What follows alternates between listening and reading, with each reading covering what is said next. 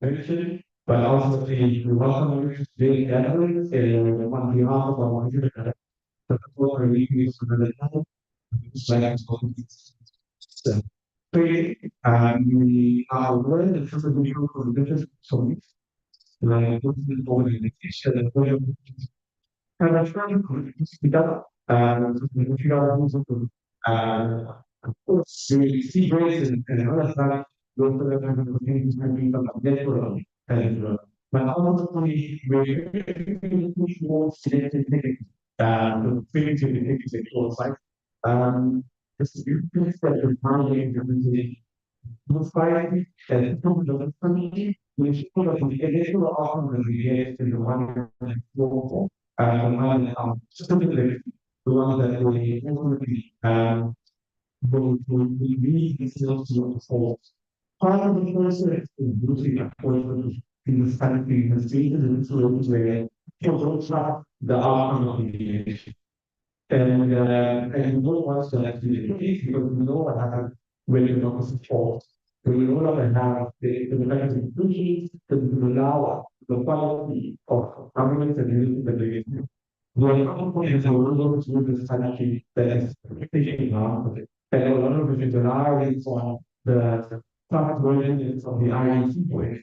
And so the top version is of other different and the world we as soon as you start significantly and we don't care enough more yes, yes, definitely. Yes, essentially, perhaps the company of the country, but also the questions are also one hour, one minute, is that for the so if you have an interest in Spanish, also, which is your condition.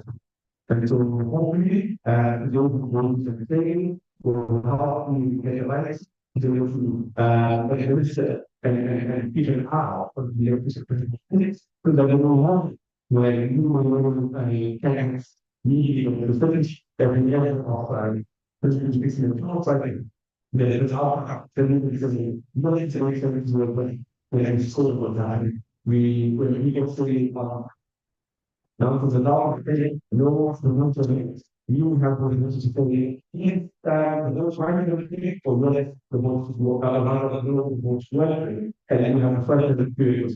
But that's something before I had the opportunity to think of something wrong.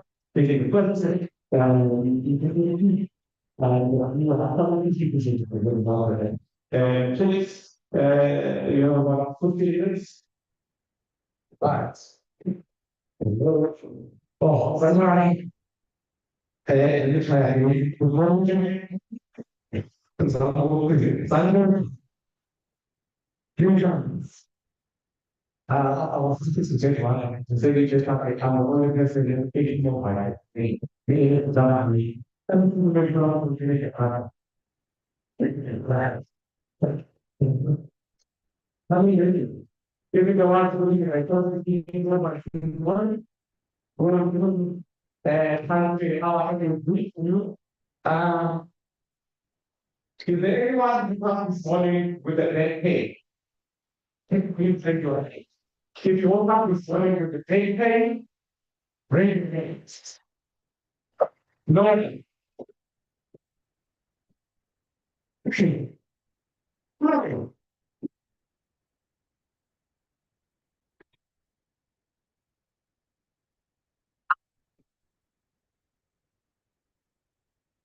Bring this stuff. Where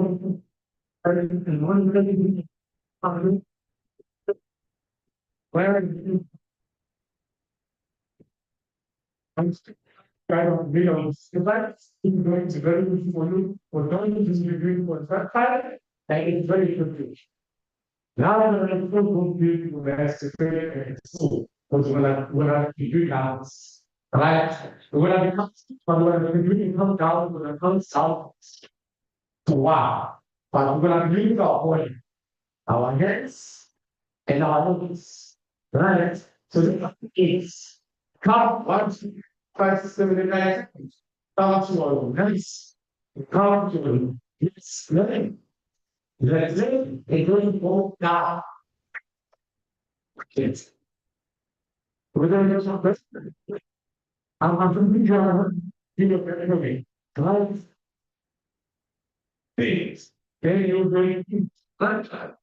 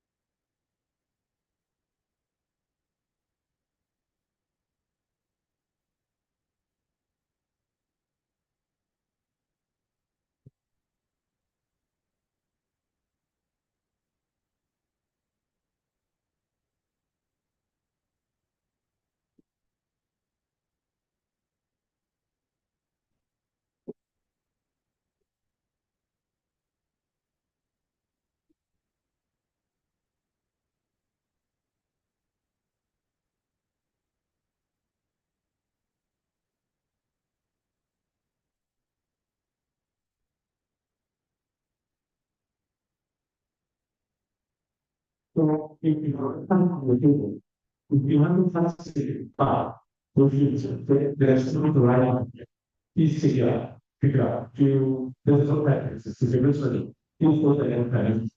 And if you have a point in an institutional way in how you carry, when asked to do that, so that environment, put another video that you want to do, and you can mix it with them at the end of the day. If you do that, you need one, then I should remember this. Yeah.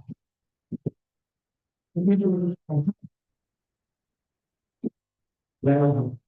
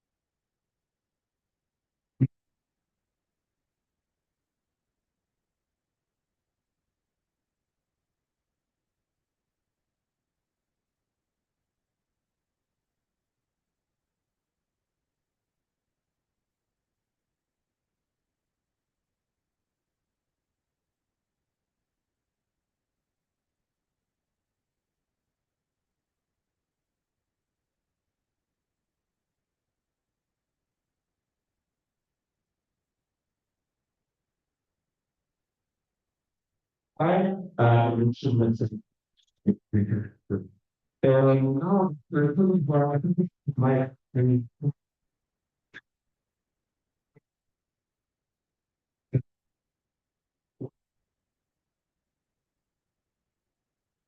well yes so let's start with the video science. 20 minutes of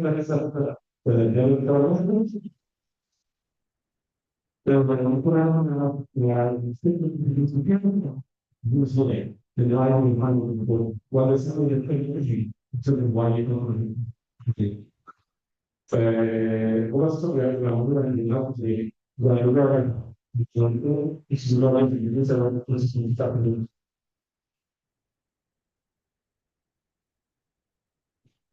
quando guardi qua la cosa più utile di fare ma opinione di portare so forse qui non che come così non si bisogno di una storia di non è solo per stare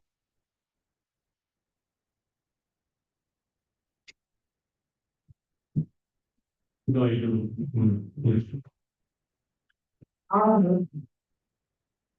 tempo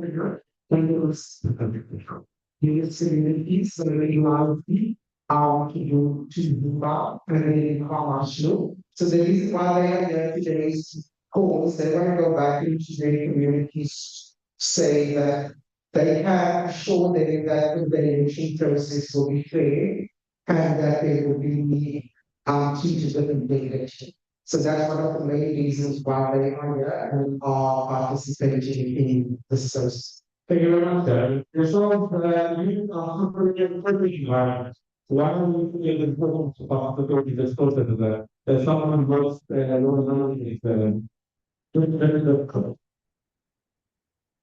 originally I'm from Cape Town, States, 8 years ago. I am so we wrote up in a way where it's fun. Part of me, I was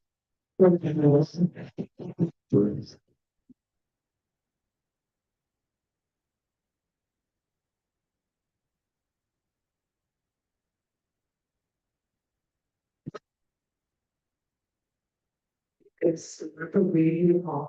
Within this private sector, corporate space, public space, community, so I think that our country is the critical space at the moment, and the reason why I want to participate is to go back and say to people that you know it's so easy for us to say, oh, the ISP is biased or whatever, but this process of the information will help us to ensure that firstly we keep ourselves accountable as citizens in the family who are constantly organized to be able to go and make TV powerful services so that we can go back into our communities and live to be a feeling that actually is needed. So, yeah. Thank you very much. You go to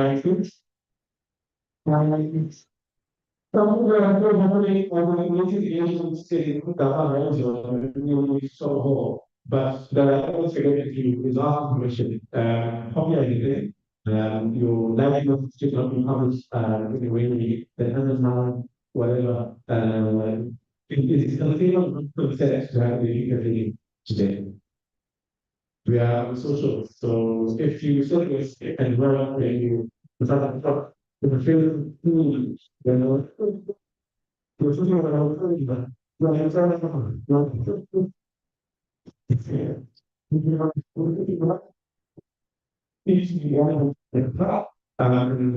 get us the headaches to your full participation in space. My approach to get together, then controlling this. In my current source, if you can make a mark, this is really a very thing on the last, but the next, what is more, that was, uh,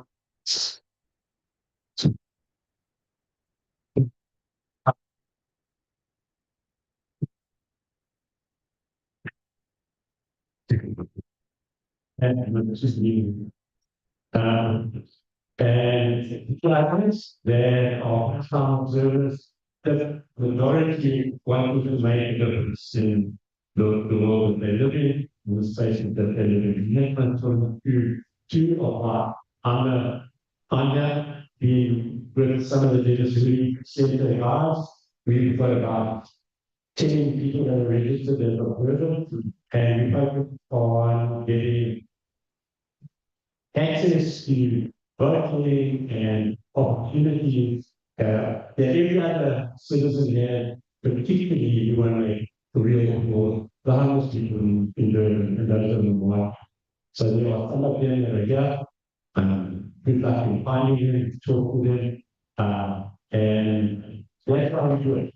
We want to make this effective for people that are usually pretty far of workers. But our home is a voting session, and people come and vote in if they vote in these Ward 28. Thank you very much.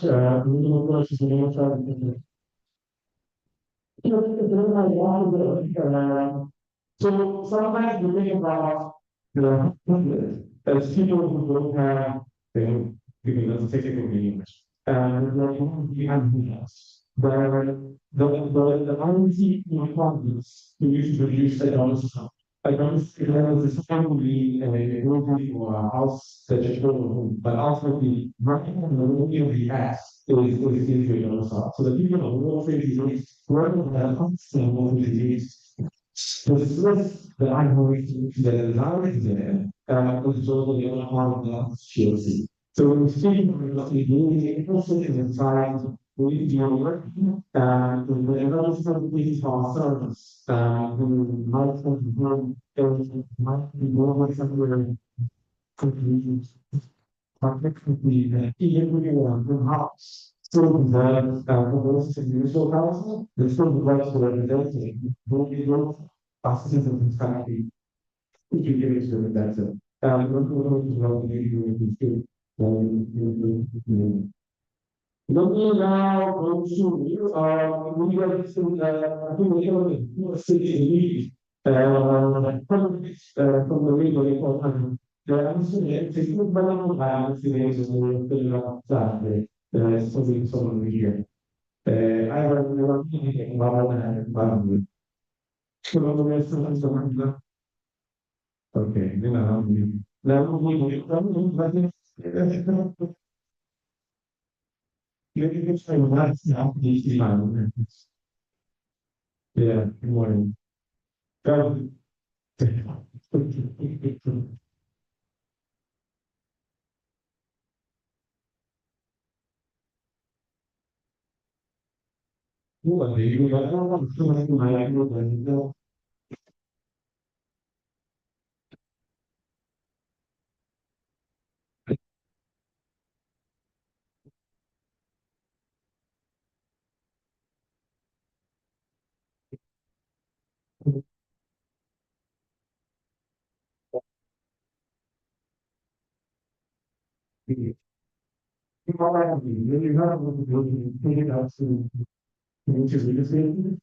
the things what you did was was starting to open a wall.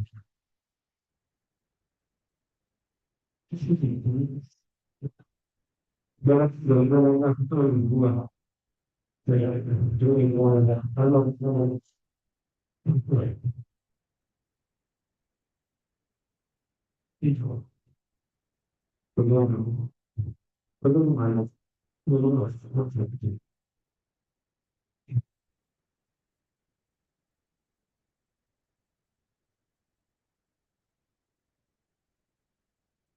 People see a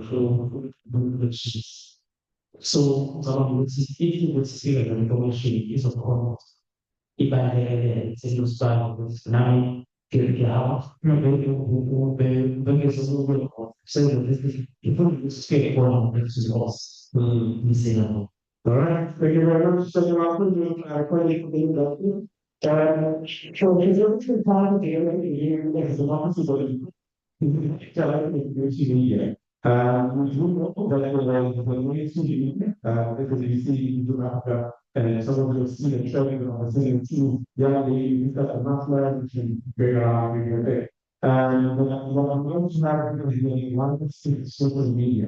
And the information so yeah, the fundamental of this country is so little. So little someone who makes media, but I say little things because community organizations of the way, and also community mission, that are saying this is the community that they come from. We try to make it as many as hard as possible because it's a total mission thinking. It's not that we'll have to migrate set yourselves and listeners to desire for a discourse about the relation state the divine prayer or who's concerned about the outcome of the next yesterday. Was more information from the media who give that they know that the job is to set up and stop the social environment. You don't have to because you have to push statutory, but also it's not a new organization. How you will observe and then you go to the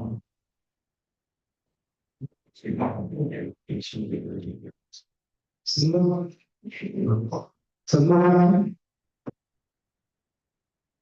semua sekarang ini segera berlalu. Kalau malam ini, apabila ini kalau saya masih jika masih jika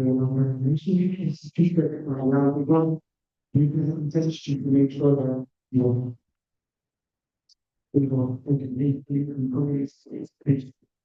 provavelmente aqueles medos estavam analistas concepts communities especially involved in community structures or in structures that for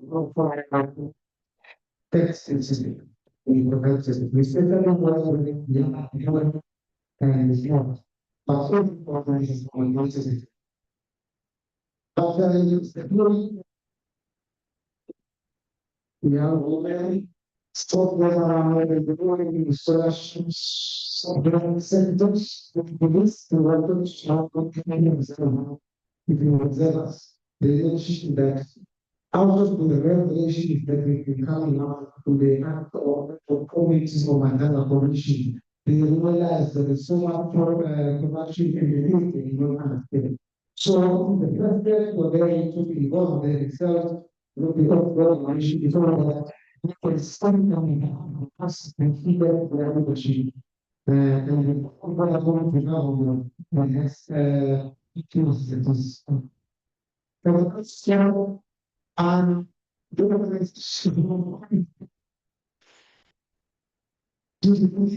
I can see this love of elections. Make it says, our PSC was in the system, so it's as though we privacy and it's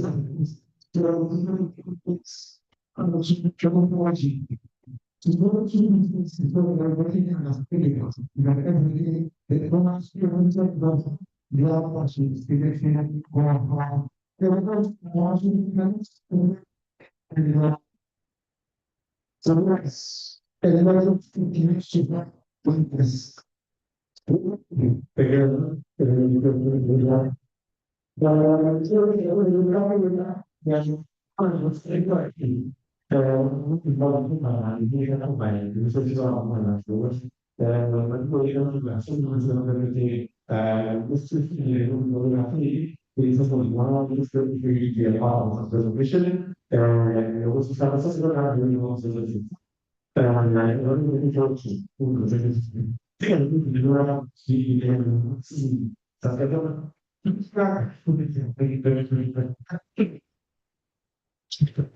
Second, yeah. Ma sono la fine non è come se yes. So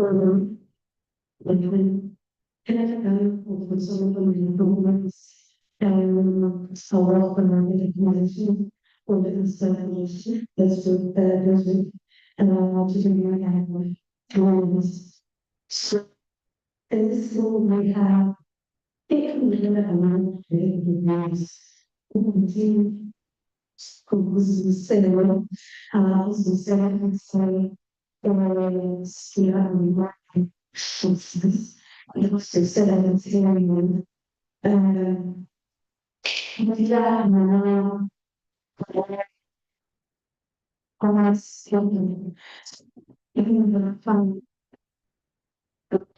small Bible to was military cultures hospital and it was because the same is very large and was invested and was to be always the international policies to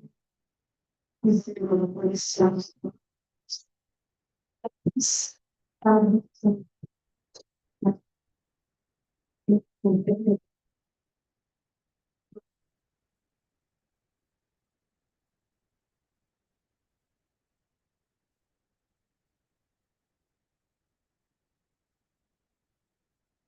manageable was everyone was still trying to I since you would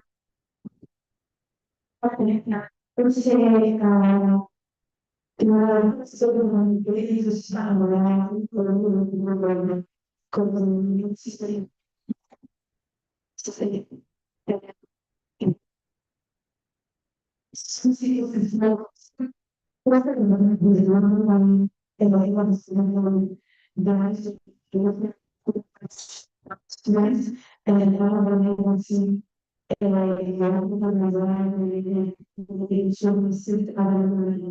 and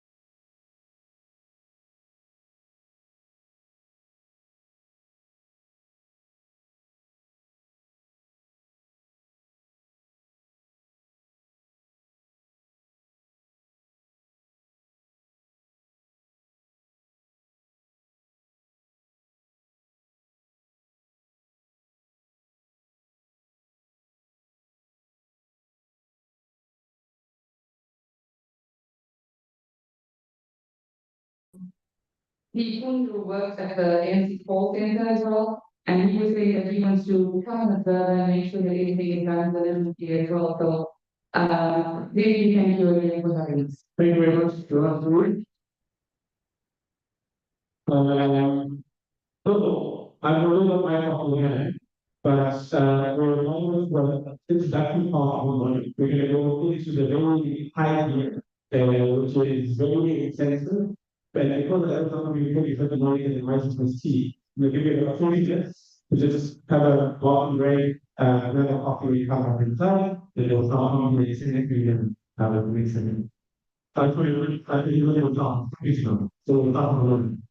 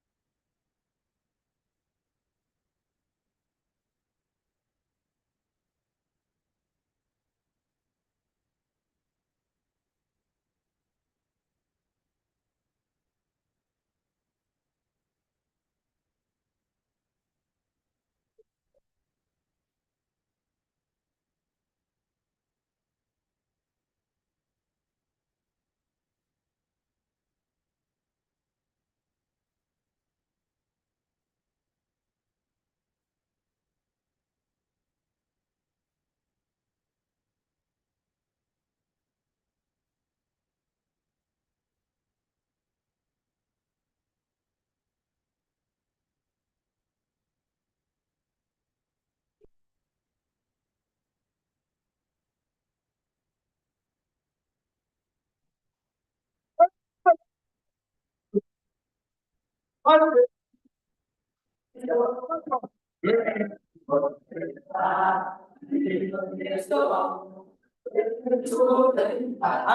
know it's English. So one man from next door. When? I'm joking. I'm next door, next door. When to the river, one man from next door. When to the river, come on. One man from next door. I just can't go out of the guy.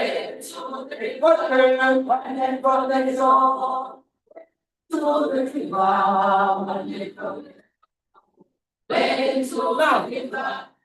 Now we will be counting from 1 until 10, right? Now 2 men from next door. Way to the river. 1 man, 2 men from next door. Way to the river. Are we good? Are we good? Let me do it again. 1 man, 2 men from next door. Way to the river. 1 man, 2 men from next door. Way to the river. I think we can do.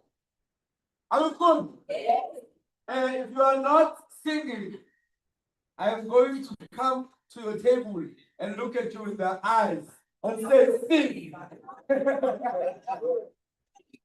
All right, let's go. 1 man from next door. Way to the river. 1 man from next door. Way to the river. 1 man from next door. Way to the river. 1 man from next door. Way to the river. 1 man from next door.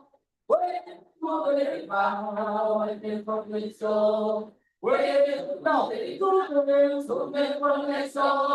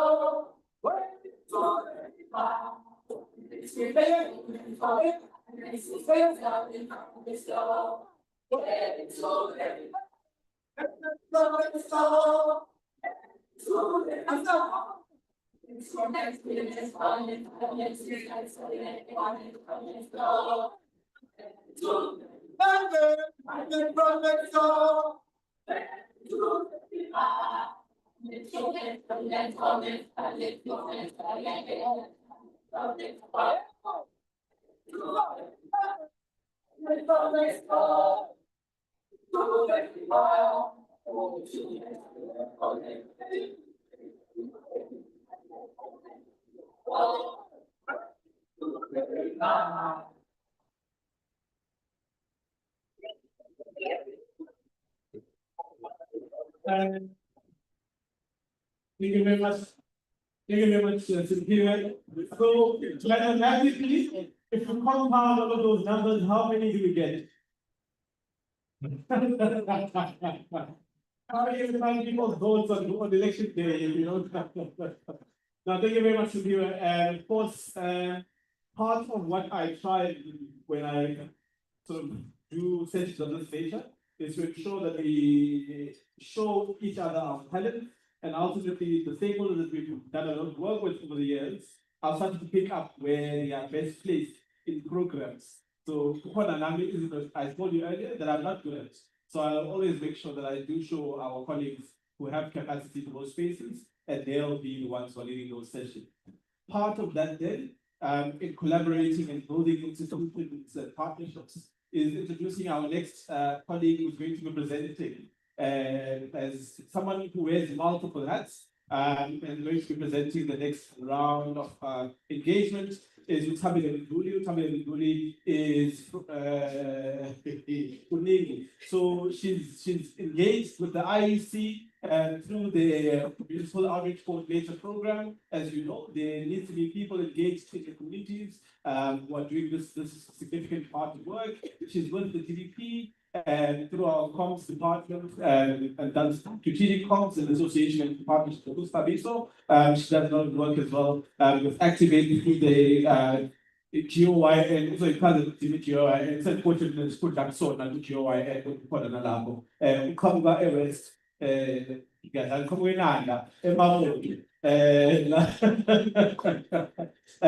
of course, Nyazi, the first Nami Kamuga Enanda, anyway, side and side. Yeah, that's welcome, Sami. Oh, my bad, it's me. So I'm a speaker, not where I want to go. A round of applause for Sami once. Good morning. I'm Nazinandro, but good morning. Much better, thank you so much. As Commander has rightfully said, my name is Tabile Nduli. I wear multiple hats. Let's take that for now. So I've been tasked to speak about election observation, but on the perspective of the Electoral Commission of South Africa. We will see what are the roles and duties of my election observers, and furthermore, it is what is the legislation that actually provisions my election observers. I'm Hamligedwa. I have my colleagues from the IEC who are my fellow municipal outreach coordinators. I have Nompumelelo Mshololo, that side. Can we please give a round of applause? There's also Zilip Simambo. She's just right there in the center. Can you please also bring her around the applause? Thank you so much. All right, so let's get straight to it. Firstly, who knows what the IEC stands for? Who knows? When we're speaking IEC, and he's read ICC at some point. So I just want to make sure we're all on the same page, né? So what does the IEC stand for? Who knows? So Pumzile, no, Shonolo, please assist. So there's a hand this side. Yes, what does the IEC stand for? When we say IEC, what does it stand for?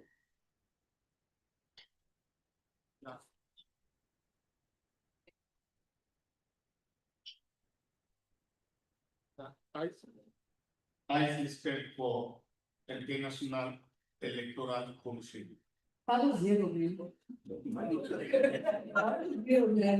Great try, thank you. Can we come? Let's have female. All right, let's come here. Yes.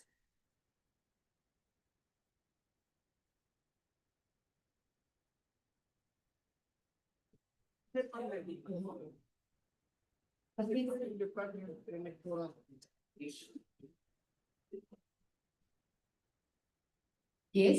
Independent Electronic. Electronic. Just like what TV. All right. Can we have another hand? Yes. Independent Electoral Commission. Thank you.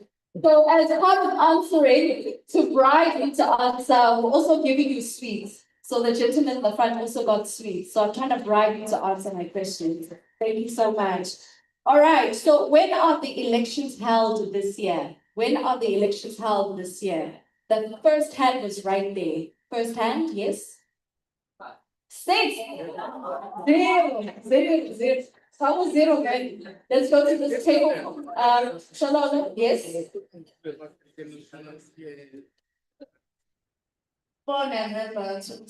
Thank you. All right, so what government are we voting for in these elections? Can I have the lady that side, please? Her hand is up first. What government are we voting for this year? We are voting for the local government. Thank you so much. Yay. And then let's go deeper. You hear them at church, go deeper, Papa. What does that even comprise of? What do we mean when we say we're voting for local government? So it's votero ban. What are we voting for? There are two types that I'm looking for specifically. Can I have the gentleman with the hands at the back? I'm sorry, there are no name tags. Yes. Yes. Yes. The mic is coming. If you can project, you're more than welcome to.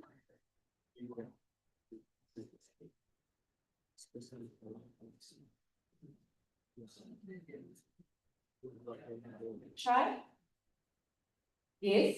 This is one, my name is Silas. We will, all the photo of them, I will be voting for one councillor's candidates set into, the candidates of the. Thank you. Okay, that's one. Okay, yes, that's one, thank you. And then let's come this side as well. So he's already said what candidates. He has already said what candidates. What's the next one? San Bonbon, I don't know. Let's vote alone, man. Vamos ver, vamos ver. The last gentleman at the back with the black t-shirts.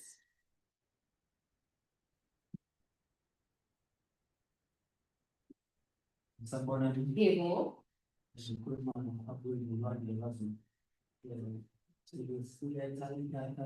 Thank you so much. And then my last question, my very last question is, we are in a metropolitan. How many ballot papers are we getting? The gentleman lady at the front, how many ballot papers are we getting? Yes, we get 2 ballot papers. Let's not be stingy with our claps. Can you please clap? All right, thank you so much for participating and thank you so much for indulging me. So we are the Independent Electoral Commission of South Africa, IEC for short, IEC. So we are formed in line with Chapter 9 of the Constitution of South Africa. What that means is that we are here to protect constitutional democracy in the country. That's why we are formed. So we have several laws as the IEC, which provisions the work that we do. Number one, we have the Electoral Act. The Electoral Act basically provisions for us as the IEC to do the work that we do, to be able to conduct our national and provincial elections as well. We also have the Municipal Electoral Act, which provisions for us to conduct elections at the municipal level. And then we then have the Municipal Structures Act, which says after we are done with the elections, how do we formulate municipalities? What are the structures that need to be there when we are formulating the government at the local level? So those are the 3 laws. What provisions election observers specifically would be in the Electoral Act, which is section 84.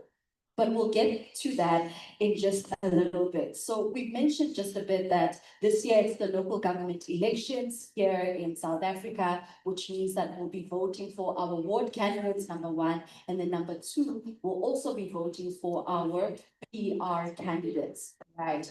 I always like to think that these are the most important elections because it's the government that's closest to us, right? It's the government whose decisions we feel more intimately correct.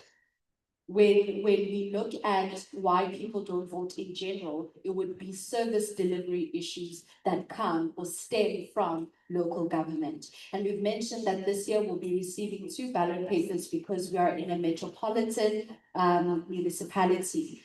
I think I saw some being very confused when I asked that question because they've always just imagined that we get two ballot papers. But if you are in a district municipality, for example, you would get three ballot papers. One for your ward, one for your district, and then one who would represent you as the PR. So that's why people in, for example, Umhlatsuze will get three ballot papers. All right. Sounds clear? All right, so if anyone has any questions, it's going to be quite comprehensive. Just jot it down for me, and then hopefully, if time allows, we'll be able to do a bit of Q&A. All right, so for these elections specifically, we have what you would call, or the systems that we use to conduct these elections is first past the post, and then we have the proportional representation. So if first past the post specifically speaks to the ward level. So you know when you are electing the ward councillor, it's first past the post, which means that the winner takes all. So whoever is a ward candidate at a ward level is the one who gets the highest votes, which is 51% of the votes, will get the seat or will be the one that will win those elections. And then we have a proportional representation, which then works for our PR councillors. I know that in the 2021 election, some people were confused. They were saying, these small parties, how do they get a seat? But because they didn't understand how proportional representation means. It just means that since we have 112 wards, and we have those seats then represented in council, it means that every party, so to speak, who has gained some sort of seats within the council will be able to represent it in council. What that does is to ensure the protection of the voters in that council, so that it's not one political party that makes the decision within the municipality. Is to ensure that even that small party that received a few number of votes, it's still represented, so that the interests of those voters are still represented within the municipality. Because how problematic would it be if at a municipality level we only had one party just calling the shots with everything? Can we imagine the type of chaos that would be, and the type of exclusion that might exist if something like that were to happen? So that's why we have the two systems, particularly here at the local government election. So I think that's quite really, really important. All right, so then what I'd like for us to look at now is who appears on a ballot paper. So for example, I mentioned that it's local government, you get two ballot papers. I want to differentiate that you have political parties, number one, who are going to be contesting the elections. And then you also have independent candidates who are going to be contesting the elections as well. We saw the introduction of independent candidates for the first time at the national and provincial elections in 2024. But I think we've always had some sort of representation of independent candidates at ward level. So what independent candidates will be contesting for would be the ward seat, or especially because we are a multi-party democracy, meaning that largely, as reformed as our electoral act might be, it still largely favors political parties. Hence, you can have mostly political parties being able to contest for the seats at local government. All right, so now I was just trying to give you an understanding of how everything works, because I could pick up from the conversations that we're having that, you know, some of us are new to the space and have never observed before, and some of the terminology might be different. So I felt that it was important for me to just give that a bit of a background into the IEC and the elections and how they work, so that when we move forward, everybody is on the same page. All right, so I want to now get into the core of why we're here, which is the elections. But I'm going to go via America to get to New Zealand. I first want us to start off to say, who do we find at the voting station on the day of the elections? All right, so on the day of the elections, you find political parties, yourselves, which would be election observers. You would find the IEC staff who would be working. We're still going to break them down in accordance to the work that they do in the different roles that they hold. Has anyone ever worked at the IEC before? at the voting station, anything at all? Has anyone ever voted? Has anyone ever worked for the IEC before at the station level? Anyone?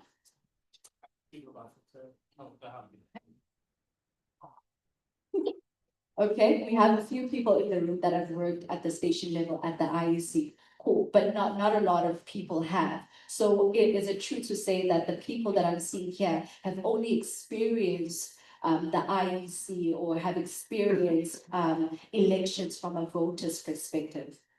Is that correct? Yeah, Michelle, you're more than welcome to talk back to me. Is that correct?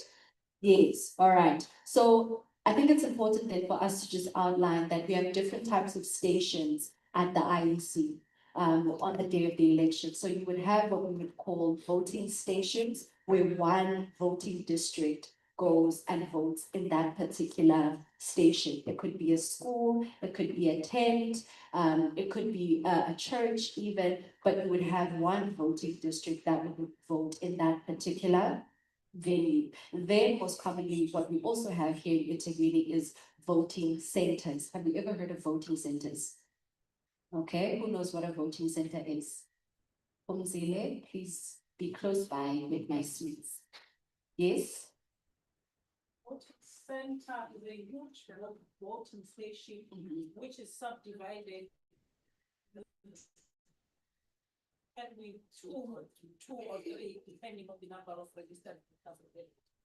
Yes, that's correct. So it's much bigger and accommodates a lot more people and is divided into substations at that voting center. So the reason why I'm outlining this is that we don't get confused, because that type of crap, we'll say that DDP years or T. There's only one venue, and then when you get there are multiple substations within a particular venue, and then you think, IEC has started again. But if in an area particularly where there are a large number of registered voters, the lady there, please give her seats, where there are a large number of registered voters in that particular VD, then what we would do is have voting centers. What that does, it ensures efficiency, because we always complain we don't vote because the queues are too long, right? So it's trying to also accommodate that aspect to say that you don't stay more than what you need to at the voting station when you are coming to vote. So first, let's start there. Then who do you see? You would see the IEC representatives at your voting station or voting center. You would see political parties as political party agents. You would see election observers, and then you would also see the media. I also heard that we have the media here today, but they also play a very important role in our election on the election day as they go about and documenting what is happening on the day of the elections. But now where we are specifically is I want us to look at the duties of the people that are entrusted with working as part of the IEC. I think I've heard, people would say that they don't know what they're doing, a whole lot of things that are happening, right? Talk back to me. Am I correct? Yes. So what I want us to do is that I would like for us as we leave this room to understand what they're supposed to do so that we can also do our jobs effectively. Would that be fair? And then after that, once I've done outlining the roles and duties and responsibilities of the election staff, then we can look at what is then your job as an election observer. All right. So at the voting station, you can have up to a minimum of 8 people working on the day of the election. The first person that would be as part of the IEC would be the presiding officer or a PO. The PO is the person, he is a code voting station, right? That is the person who the buck starts with and the buck ends for the most part, because the presiding officer at the voting station is responsible for managing the voting station.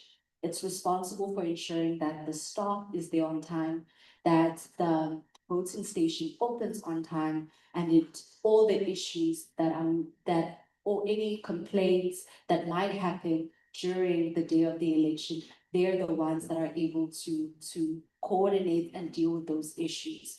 And I think one of the other stakeholders that I forgot to mention is the police as well, because we can get very excited when it's the elections, right? And then we end up acting very unruly. So some of all the voting stations, I should say rather, would have representation from the SAPS who would be there throughout the entire day of the voting day. So to ensure that everybody is protected. All right, so let's go back to the presiding officer. The presiding officer would have something that is called a diary where they jot down all the incidentals that happen throughout the day. So as soon as they open the voting station in the morning, they would have the diary and jot it down. Stations are supposed to open at 7 o'clock on the day of the elections, and they close if there's no one else still in the queue at 9 o'clock. But we also have another form of election, which is called special votes. Have you heard of special votes? We've heard of them, right? So special votes is where those who are pregnant, even though some gyms, but you know, listen. So those who are pregnant, those who are disabled, those who are sick, those who are, we don't like to characterize elderly, but let's just say you are elderly and cannot physically walk and go to the voting station. We provide what we would call special votes. So the first part of the special vote is where us as the IEC visit you at your home. So we would come and visit you at your home along with party agents and yourself as election observers. That's number one. And you cast your vote 2 days before the elections. So since this year, the elections are on the 4th of November, the special votes will be on the 2nd and the 3rd of November, 2026. So on the special votes, the voting station is open from 8 o'clock and closes at 5 o'clock. The reason why the differentiation in time is the understanding that it's not everybody who's going to apply for a special vote. Then again, still on the special votes is the second part of it is where you come to the station. Or you know that on the 4th of November, you will not be around Durban to cast your vote. What you can do is you can apply for a special vote where you can vote before everybody else, but at the voting station. So it's 2 types. It's a home visit, and the second type is that you come to the station. You have to apply for a special vote. It's not automatic, and the applications will open on the 21st of September 2026, and then we close on the 12th of October 2026. So if you know anyone who has some sort of disability or knows that they won't be around on 4th of November or will be working, please encourage them to apply for a special vote. Yes, if you'll be heavily pregnant, please apply for a special vote, and also mention where you would like to have your special vote, at home or at the voting station. All right, so that's special votes. And so what that is that special votes, there's still a level of transparency or high level of transparency that occurs. It's not just the IEC staff that come to you at your home and say vote. You're always accompanied, the IEC staff is accompanied by election observers as well as political party agents. So that's where we are with that. And there's also a booth as well. It's currently material for the election is still being generated because we have to have unique material for each election cycle. So I couldn't bring that booth to come and show you what a booth or a special vote looks like to ensure that we protect the secrecy of the voter when they are at home, but when a voter is coming to the station to vote, we still remain with the same procedure in terms of allowing the voter to vote by themselves in the booth. Standard booth is used. All right, and so let's keep going with the duties of the people. We're still speaking about the presiding officer, that the presiding officer's duty is to just manage the voting station and ensure that everything works smoothly. All incidentals or complaints are always reported to the presiding officer who notes it down in his or her diary, and then ensures that the relevant steps are taken and the matter is resolved. That's the presiding officer. We then would have what we call the deputy presiding officer.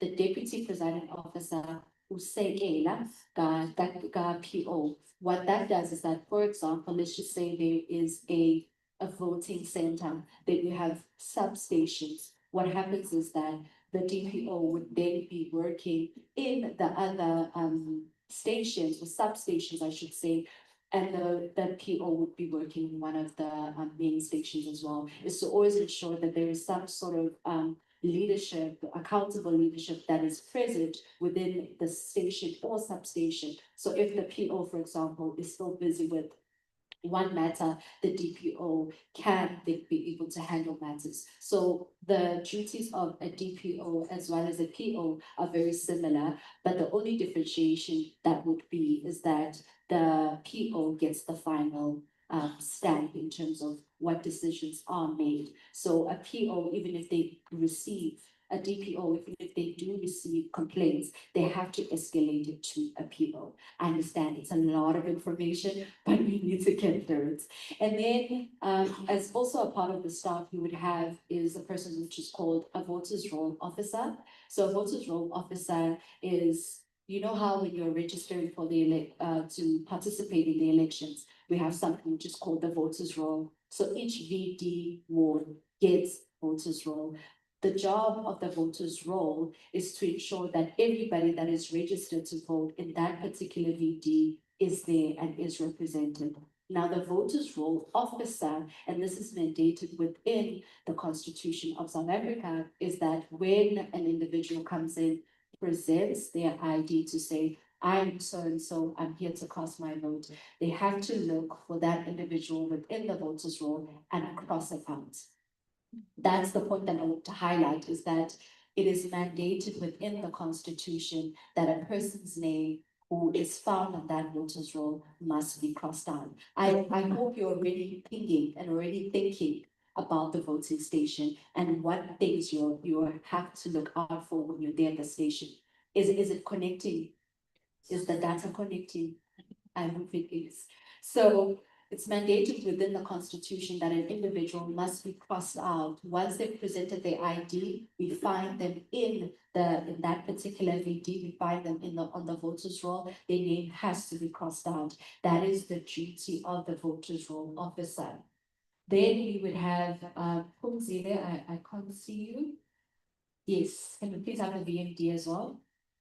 So we use something which is called the voter management device. This is also used to scan voters in a particular VD. So if someone comes in, they present their name, we scratch it out in a voter's roll, and we can also scan it on the VMD machine. We can't just physically open it for you to see it because it's not in election mode or training mode, and I don't think I'm authorized to do that, even if it was.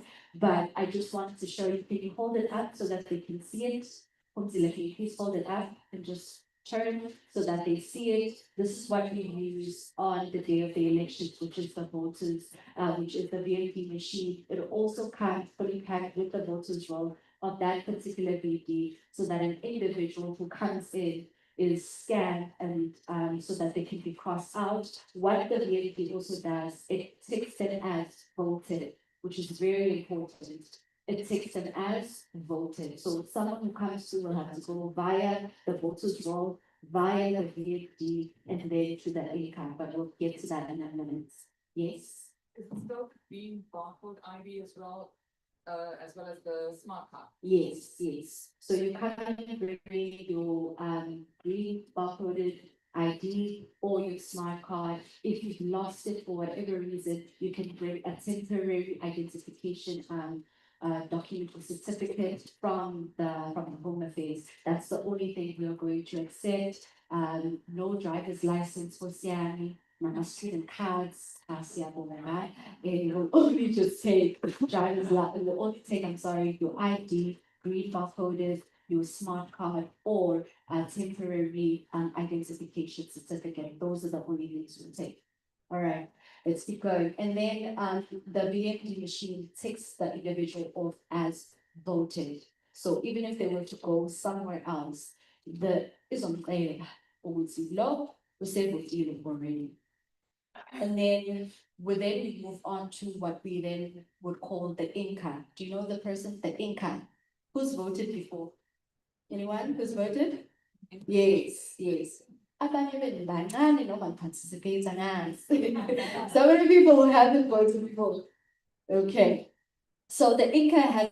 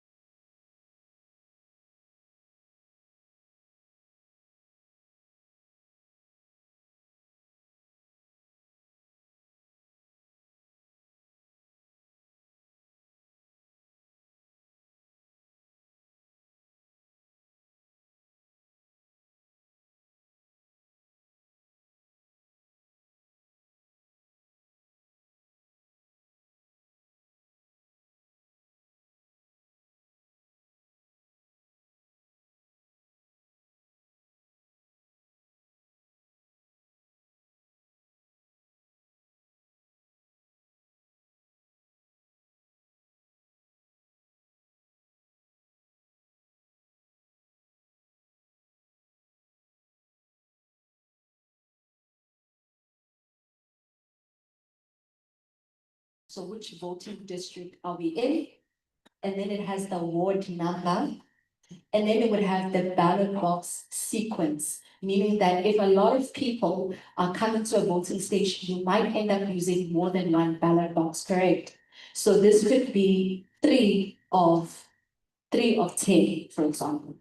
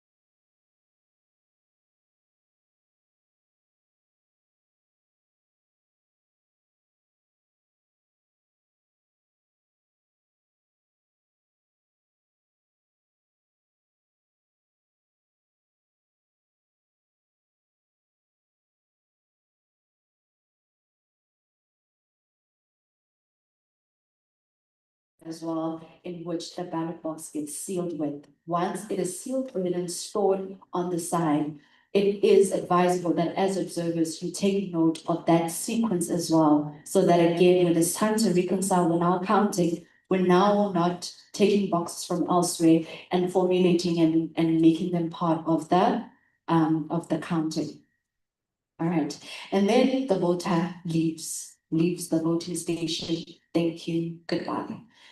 And what's also important is that another person who would be at the voting station would be the queue walker, someone who walks the queue on the outside with the VFD machine that Ponzile had shown you earlier, to ensure that, because sometimes things happen, it's a Monday or it's a Wednesday, it's going to be a Wednesday, it's raining, a lot happened, you end up going to the wrong voting station. The queue walker saves you time.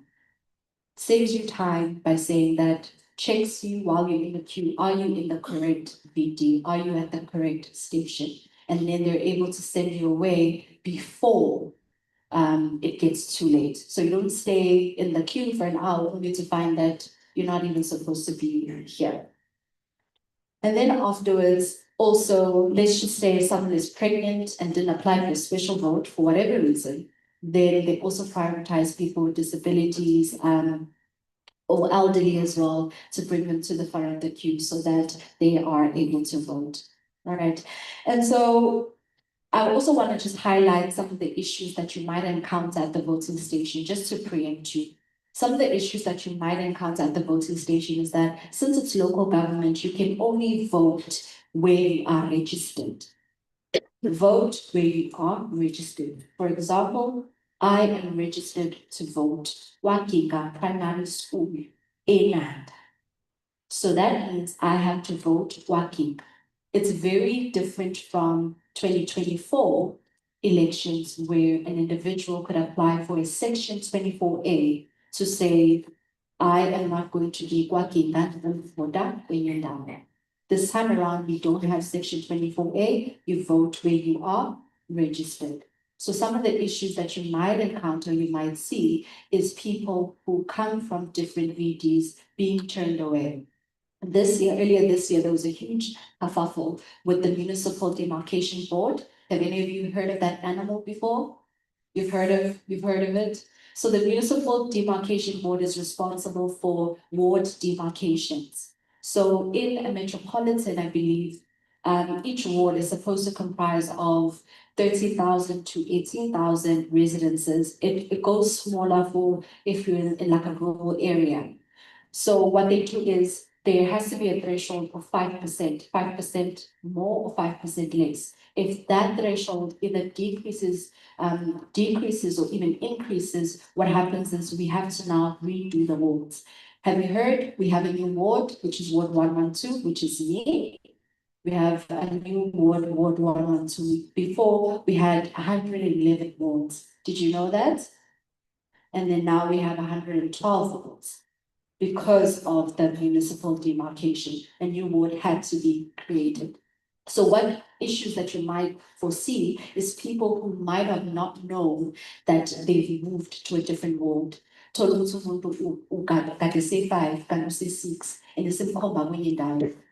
trying to preempt you to say these are some of the issues that you might encounter when you're at the voting station. Also, election staff are mandated to update a voter's address. If someone comes to the voting station, for example, with an incomplete address, it is okay for the ISC staff to update their address and allow them to vote, provided that it's still within the voting district and it doesn't put them elsewhere. So if you see something like that, it is okay for the staff to update their address. So now to where you come in as election observers. As election observers, you are provisioned under Section 84 of the Electoral Act. I'm not observers, it's in the name. It's exactly that. We observe the elections.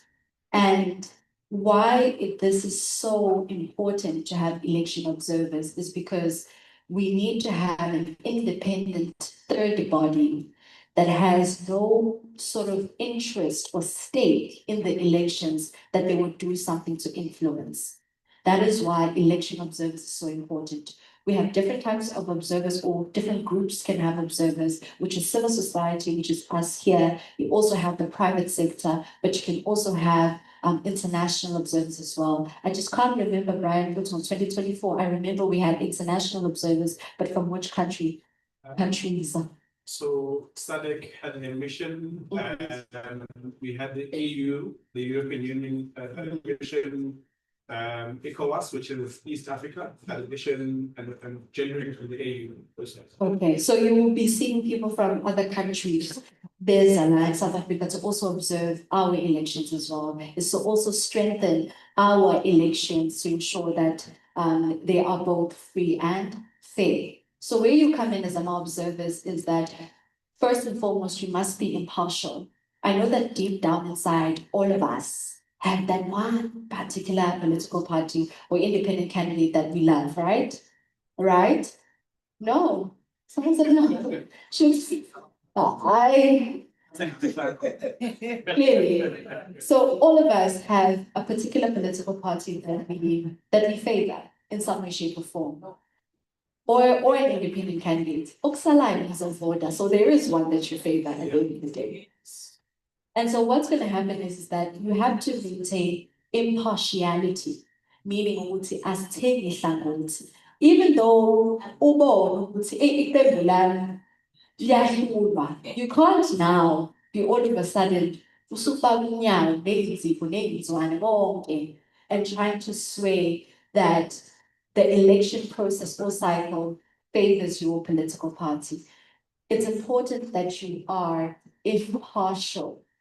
What you do as an election observer is you observe the elections. I've talked you through, and I hope I've spoken to you comprehensively enough that you're able to imagine what you would see at a voting station, in the sense that as an observer, you have the privilege of being able to look at the voters roll or stand behind the voters roll officer to see that everybody that is coming in to vote or cast their vote actually appears on the voters' roll?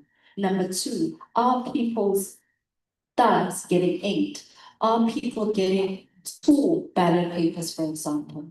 Are people putting in their ballot papers inside the box? So you have a very important role. I don't know if I should say fortunately or unfortunately, but election observers are not mandated or are not provisioned to make decisions or to call out improper practices inside the voting station. But what you can do, and I believe this was done in 2024 and will be moving forward, is that the DDP, I don't know if you're going to be using a checklist this time, right?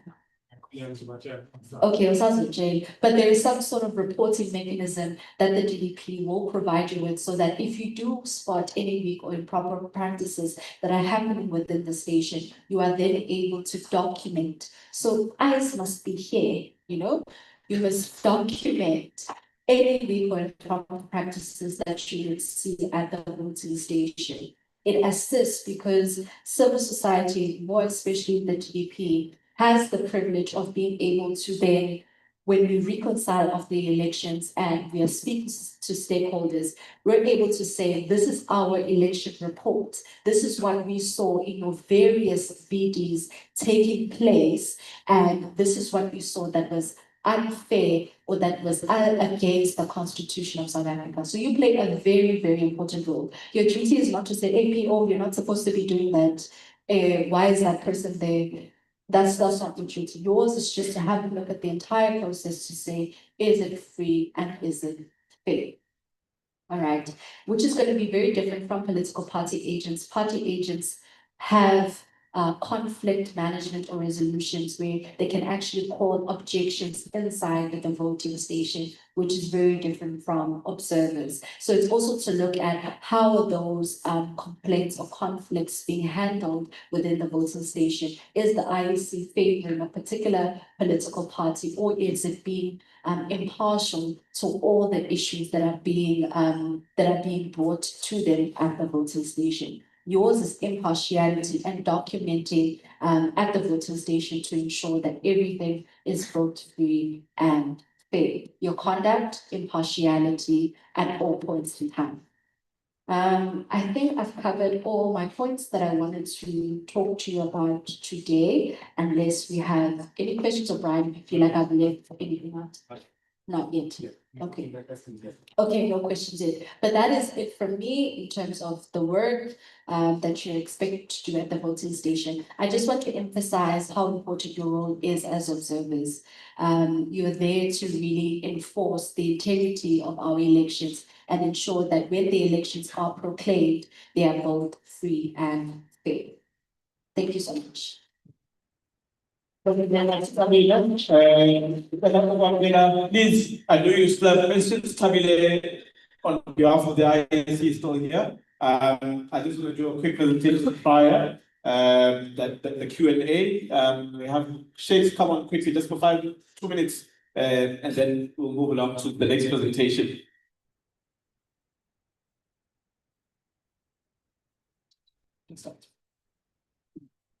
All right.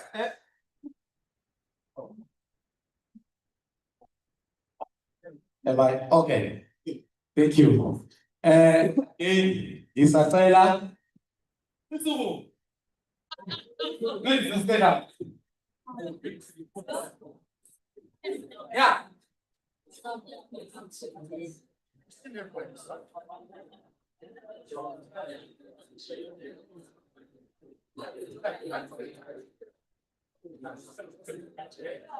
My friends. Malcolm says.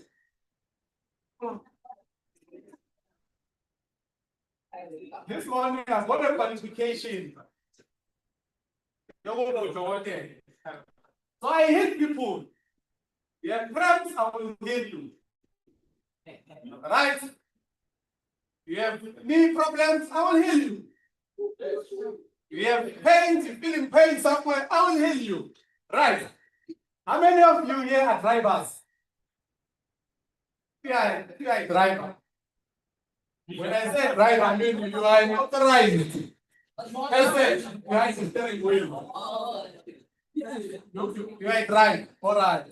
How many of you here have never been inside a car? Guys, there are horses out there. You know, back in the days,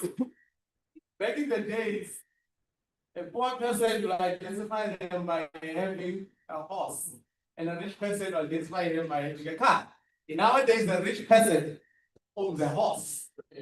And us, or not us, some of us are walking talkies and those protocols we do. Right. So if you know, if you've been in a car, if you drive a car, you know a car has a gear.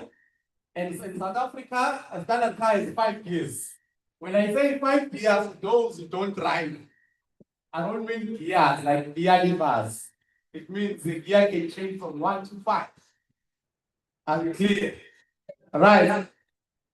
Those who drive automatics are very lazy people. Right.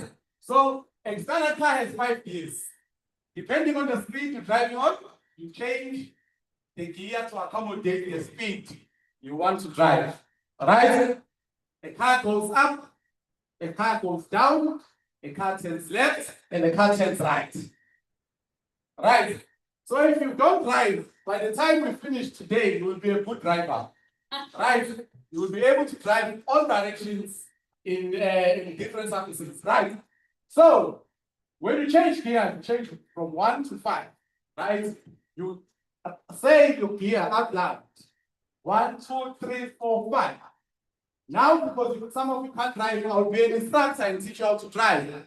When I say to the left, you go left. When I say to the right, you go right. When I say go down, which means you're going down the hill, you go down. When I say up, you go up. Right? Now you are the guy. No, let me stay. Hey.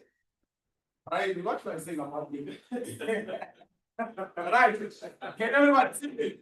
Yes. Right. I don't like podiums. You know that when you are dictates, you're behind the podium, you start saying things and seeing things and start prophesying and calling people out. Right. Okay. So we change gears 1, 2, 3, 4, 5. When I say to the left, you go left. When I say to the right, you go right. When I say go down, go down. When I say go up, go up. Guys, I'm healing you here. Right. Okay. Are we all clear? Yes. Any questions? No questions.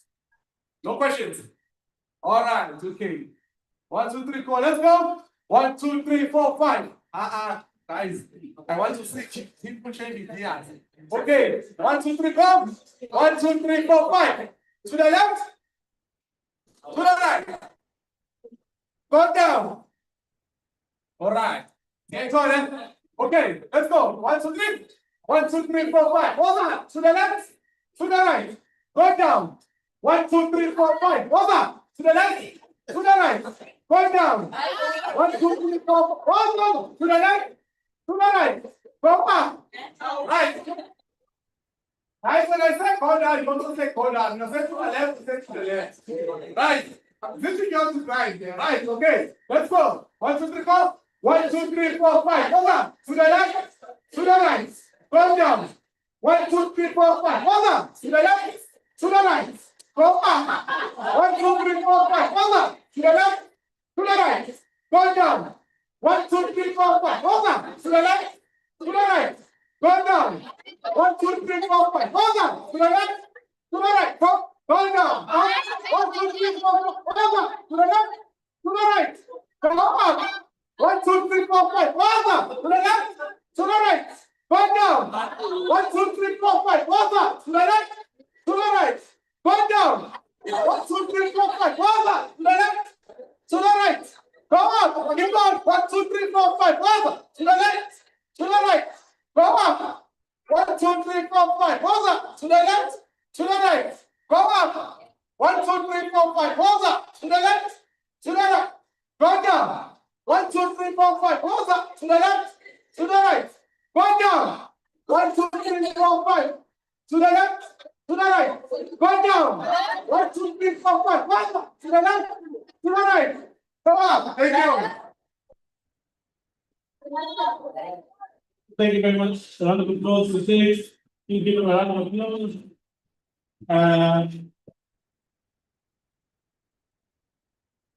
Just to emphasize a few points from Tabile's presentation, can we give her another round of applause? I think very clear presentation in terms of from the IEC perspective, who you should expect to be in the space.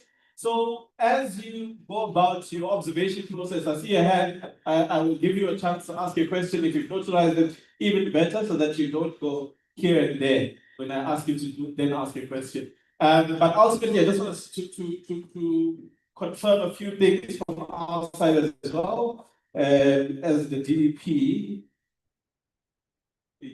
Technology. So just to emphasize a few points, why do there you go, sabotage. So firstly, we want to emphasize that observers are an important part of the electoral process because you preserve you are independent eyes. You are meant to be an impartial first-hand account or provide an impartial first-hand account of what actually happened at the voting station, not a summary. So you are an impartial person who was in that space. Impartiality means you don't currently hold any political office. If you are a member in good standing who is currently campaigning on behalf of a particular candidate for a specific political party, if you are the personal assistant of an independent candidate, you're not allowed to be an observer. Please disclose that to us so that we can be able to carry forward this process in a way that makes sense.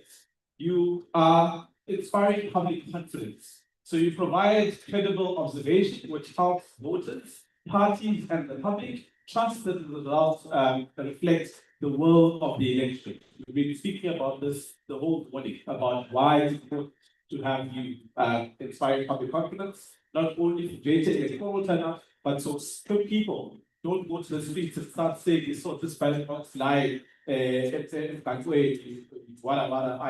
etc. That's why it's important. But also, part of why we have election observers is to provide an early warning mechanism. Do some of you know in the last 2 weeks there was an election somewhere? When did that election happen? Somewhere. In Zambia. And how did that go? It was chaos. It was chaotic, right?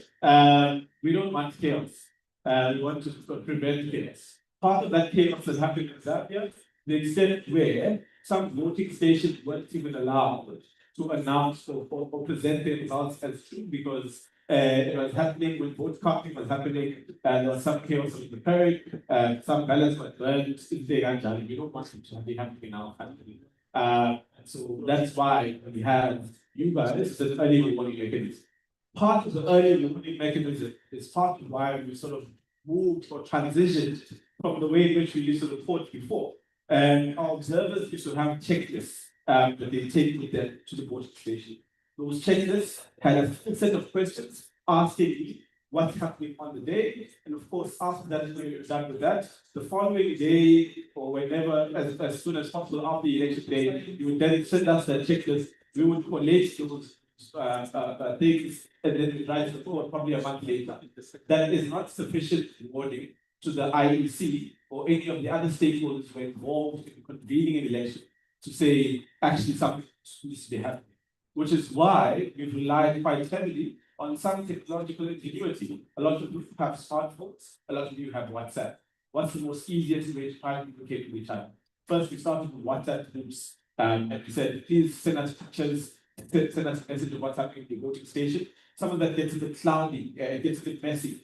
We've not organized that information in a way that's meaningful. And so we've come up with a technology partner who's here with us and is going to be taking us through their platform that they may be relying on quite significantly as part of this election cycle.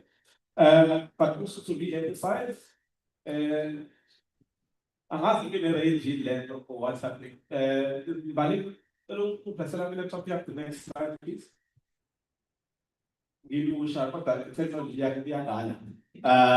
Part of what Tamile mentioned towards the end of what she was talking about in the presentation, in terms of your role as an observer, and unfortunately, or fortunately, I don't know, but you get nice verbs, you look all official on election day.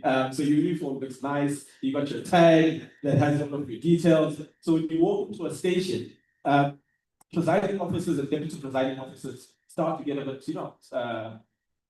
excited, intimidated, whatever the term might be, and they give you a bit more power than you should have in that space. Don't allow that to get to your head, and don't allow that to then sway you from your role in that space. I've been to voting stations, of course, aside from the fact that we get the nice service, but also I look nice and I speak like I do,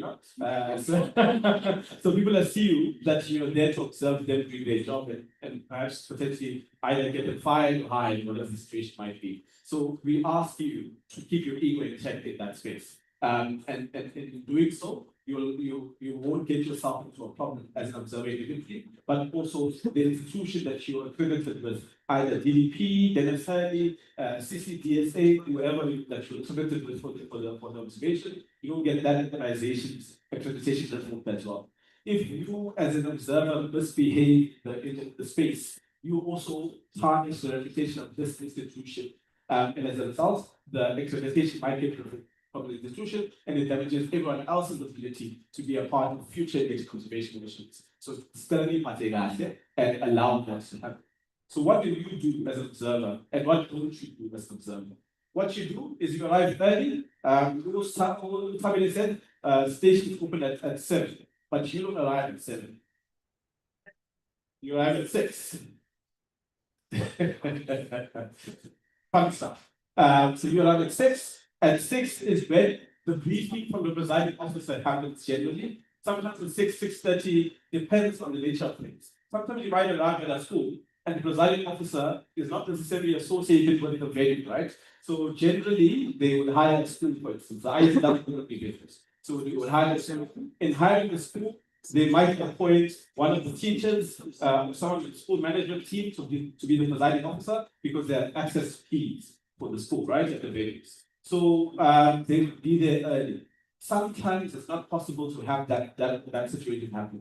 And because they've started to, IEC is trying to get young people employed, so they've started to get younger people who also have some managerial experience or supervisory experience into those voting stations. Sometimes it might happen that the person who's the presiding officer or the deputy presiding officer is not necessarily associated with that venue or that institution that you're hosting the election at, or that you that VD is being hosted at. So as a result, that there might be that delay of them arriving. So you might arrive at 6, see no one, but that's by 6:30, 6:45, they should be there and doing the briefing to party agents, to the election staff, the voting staff, voting day staff itself, as well as you as observers, and constructing that box. Part of the briefing is about the size of the voters' roll. So how many people are expected to be there? The size of the voters' roll, introducing the SAPS members who might be in the space in case something happening in that space, but also making you be familiar with the environment, saying those are the bathrooms, and also giving you a sense of where you are allowed to be inside the venue itself. Versus where you aren't allowed. As Hamid mentioned earlier, there was a bit of confusion in 2024, okay. 2024, about the orientation of the voting booth. Before, it used to be that the voting booth is hidden, is essentially facing the room. Facing the room, and you would walk around and go to try to preserve your secrecy. But for 2024, it became ATM style. So people are a bit confused because they're like, maybe you might see where I'm putting my X, but there's still a preservation of the integrity of the vote because it's not visible, or at least it shouldn't be visible. It does happen that you're at a very small classroom, so you must do your own thing. You know how you protect your pen at an ATM, you must do the same thing for protecting your vote at the station itself. And so all of that is something that you're observing, but the orientation of the room is a sufficient size, space for all those things. So watch quietly, take accurate notes, and complete the checklist. When I say checklist, it's essentially the platform that we'll be utilizing. Report irregularities through the channels that I'm inviting you. We will create a WhatsApp still, even though we'll have the WhatsApp mechanism for reporting that's separate from the. But just in case there's something that needs to be escalated quite quickly, part of the relationship that we formed with the IEC over the years is through the area managers, as well as these, after the area managers, but essentially municipal structures, and of course, at the ROC, the Results Operations Center. So all of those things, there are some things that we need to intervene in quickly, even though we're not intervening. We advise the IOC to quickly intervene. And so, for instance, if ballots haven't arrived by 8 a.m., yes, you observe this, but we must take a conscious decision to say we can't allow this VP to not exercise their right to vote, especially because even though it's a public holiday, some companies and some institutions can't close by virtue of the pattern working they conduct. And so you might not have registered for a special vote, but you still have to go and work on election day. Some people show up quite early and they want to get it over and done with. And if so, ballots don't arrive by the right time, it impacts their ability to cast their vote in that sense. So we do have the ability to escalate things through the various channels that the ISC provides. And of course, you remain visibly neutral at all times. Your campaign colors, symbols, or comments. Unfortunately, there's 600 and something registered political parties in the country. We haven't come, unfortunately, to the point where we have to know how many will contest each municipality. The number will be far less than that. Which there's a country on the continent that has a booklet full of a ballot sheet. We haven't got to that stage yet, but maybe we don't know. So we don't know yet how many parties will be contesting this election at this municipality or any municipality at this point. But we do know that there are 600 and some political parties that are registered. All of them are eligible until, of course, the cut-off date comes for them to pay their deposits. Then after that point, we know. Of course, they are still sorting out their own individual candidate lists, and that process will close when? 28th of August. So by the end of next week, we'll have a sense of which candidates and which political party will be represented. If you are familiar with some people, you'll start seeing them on your street polls. You know which candidates they carry and for which ward they'll be participating in. And so yourself, and long story is, unfortunately, we can't be mentioned for grey red, we can't be mentioned for grey green, we can't be mentioned for grey orange. The political parties are taking political balance. But what we're asking is nothing that symbolizes either the logo or whatever of that political party. So you're allowed to wear whatever, as long as, of course, you're in a professional environment. Just be aware of that, as long as it's not clearly look at the DDP's colour split. We've been around since 1953. But new parties have been formed since 1993. And the color of green has been taken up, the color of orange has been taken up. We're not going to change our logos just because political parties have started to use them as part of their iconography. We still remain impartial regardless. Very important, what you don't do, you do not instruct officials. You might have been to this training, you might know what they're meant to be doing. And you might know more in some instances because, so this is what I'm very practical thing. So someone applies to work for the IEC as a presiding officer. They've been sitting probably for 5 years, they apply, but they're not just applying to the IEC, they also apply to Council, right? So the IEC is a one-day intervention. Yes, it's a nice amount for that one day, but Council is offering you 12 months of employment. And so I've been trained by the IEC, all of those things, Council doesn't come back to me yet. But at the end of the middle of October, Hansu comes back to me and says, hey, here's a nice fancy package. You get a company car. I don't know if that's happening. But essentially, you get a better offer than the one that the IEC is offering. And so, yes, so you don't get the opportunity to be trained to the extent that you ought to have been. Or rather, so you who had initially been able to be presiding officer now forgo your responsibilities, you're no longer presiding officer on the day of the election because you're not working for us. So someone needs to fill that slot in. Someone who's likely going to be filling that slot in is someone who's either a DDP for that station, or they might bring in someone completely new, given that other people have applied to be part of the presiding officer team. That person is not as skilled or as trained because they haven't been with the IAC for the past 3 months in the different training. So we have some understanding that capacity might lack in that space. But just because you know more doesn't mean you have the capacity to, as an observer, tell them what they want to be doing for their job. They might even come to you and ask you, hey, Rich,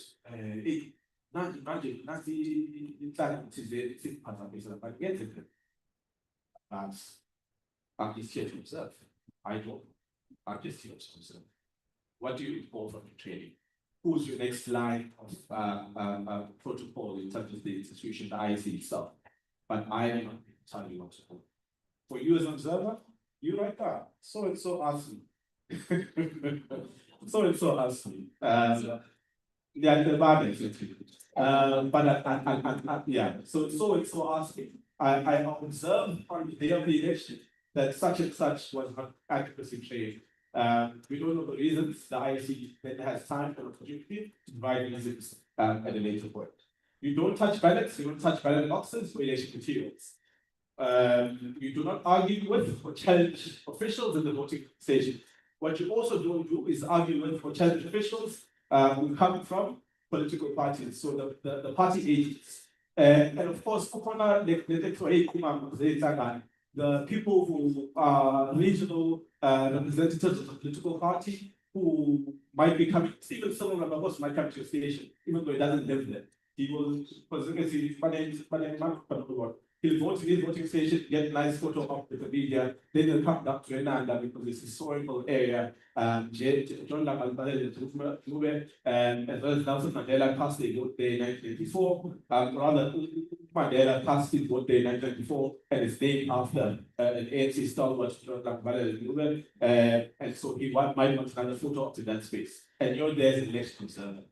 You're not allowed to go take selfies with the president. You're just there to observe. So those are some of the things that you need to be aware of. There will also be our colleagues from the 40 states, the media. At the point at which you are employed on behalf of an organization to be a part of the election observer mission, you are not allowed to speak to the media at the voting station itself. So unfortunately, these opportunities come up. The media just wants to get a sense how elections is going. Because you're there in official capacity as an election observer, you are not able to give an interview, give an account of the election itself. And your report still needs to be collated officially and then presented to the INC. When you start giving opinions about the election that are not informed by the broader swath of observers that we have available to us, you might be skewing our view, our perspective of the election, and as a result, impugning our reputation as an election observer institution. So you're not allowed to give media interviews, but I am.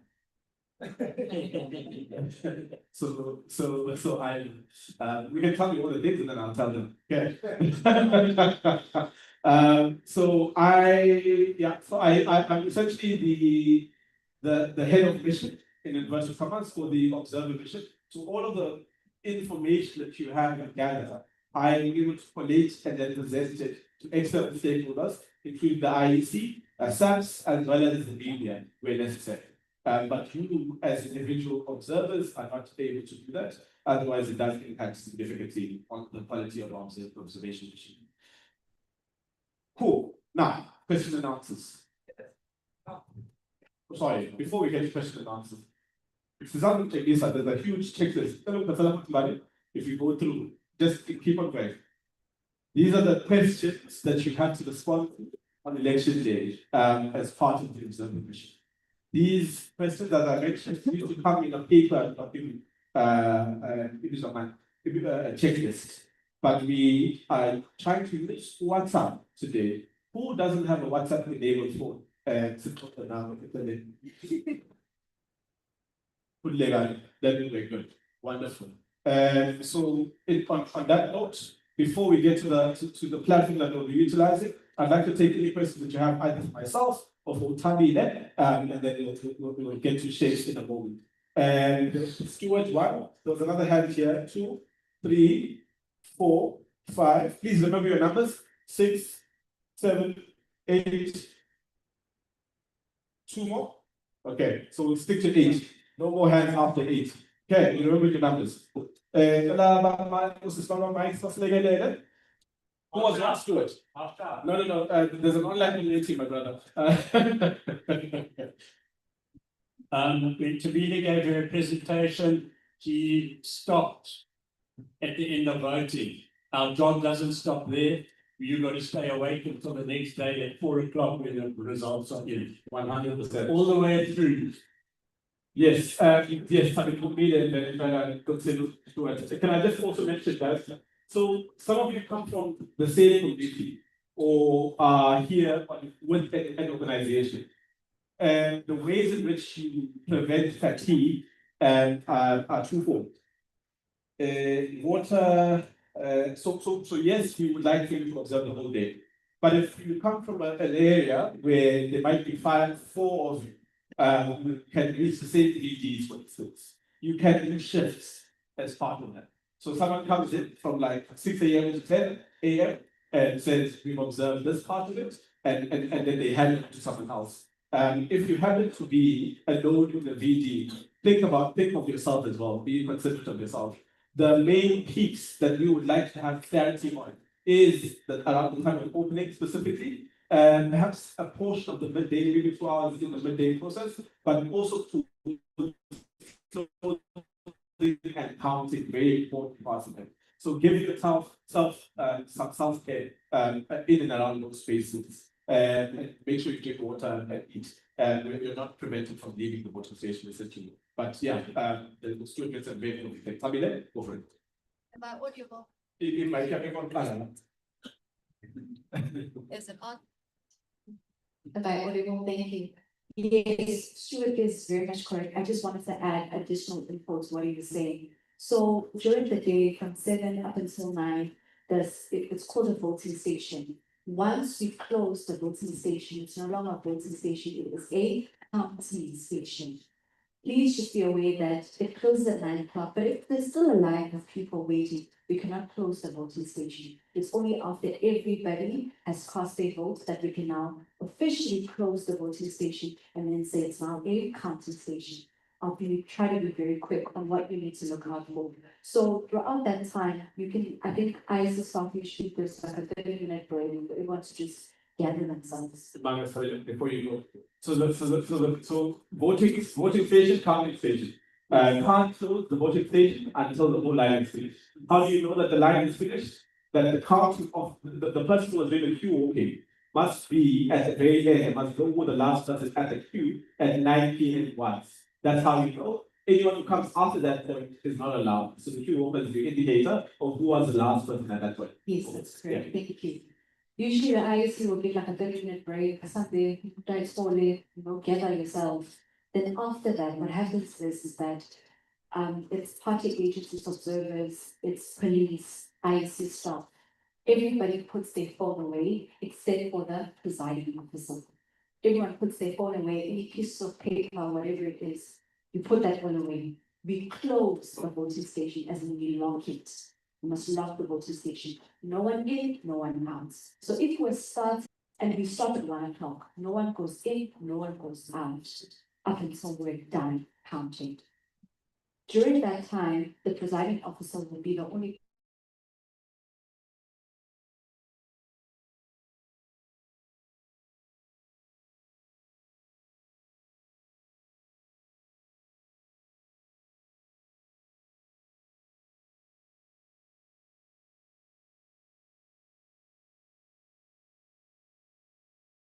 we separate. We haven't counted. Ward is PR. Let's now count the ward. 1, everybody knows. This is going to this particular political party, we put it aside until we are done. It has to be that transparent. There shouldn't be a situation where the IEC is going to go to the corner and count them and come back and say, oh, you show one, Because we can. Because you can. But so what I'm trying to emphasize is that it has to be within the voting station in front of everybody. I would also want to highlight that political parties are allowed to object. So if they say,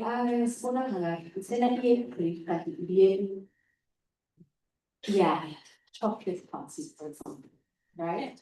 They're allowed to object. When they object, we need to count again until we are satisfied that everybody's okay. Once we are done counting and we've tallied the votes, there's something that is called a result slip that political party agents must sign. So it's to say, everybody, Mhlobo, Mkhize, Naidu, See, Singh, everybody. This is what they got in accordance to the votes that were counted.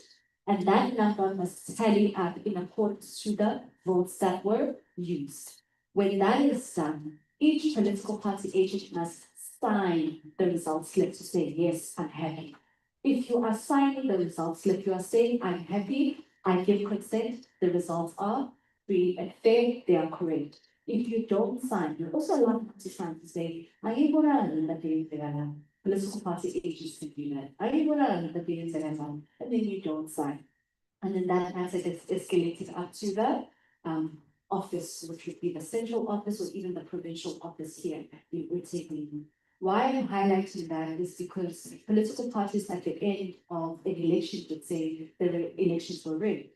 But the agents were inside the voting station consenting to the fact that the election results were being fair. When we're done with that, we take, so our results slip, and you can make a copy, so you want it in the, not a checkbook, like an invoice book. It yeah. yes, it goes in a lane. So it gets copied to another page. We take the original with us to the results center and then put the copy, we paste the copy outside the voting center. So even if you were to come to the voting station the following day, you would see the result of which political party won or what the turnout was like at the voting station. So given that all the counting, everything is concluded inside the voting station. Thank you.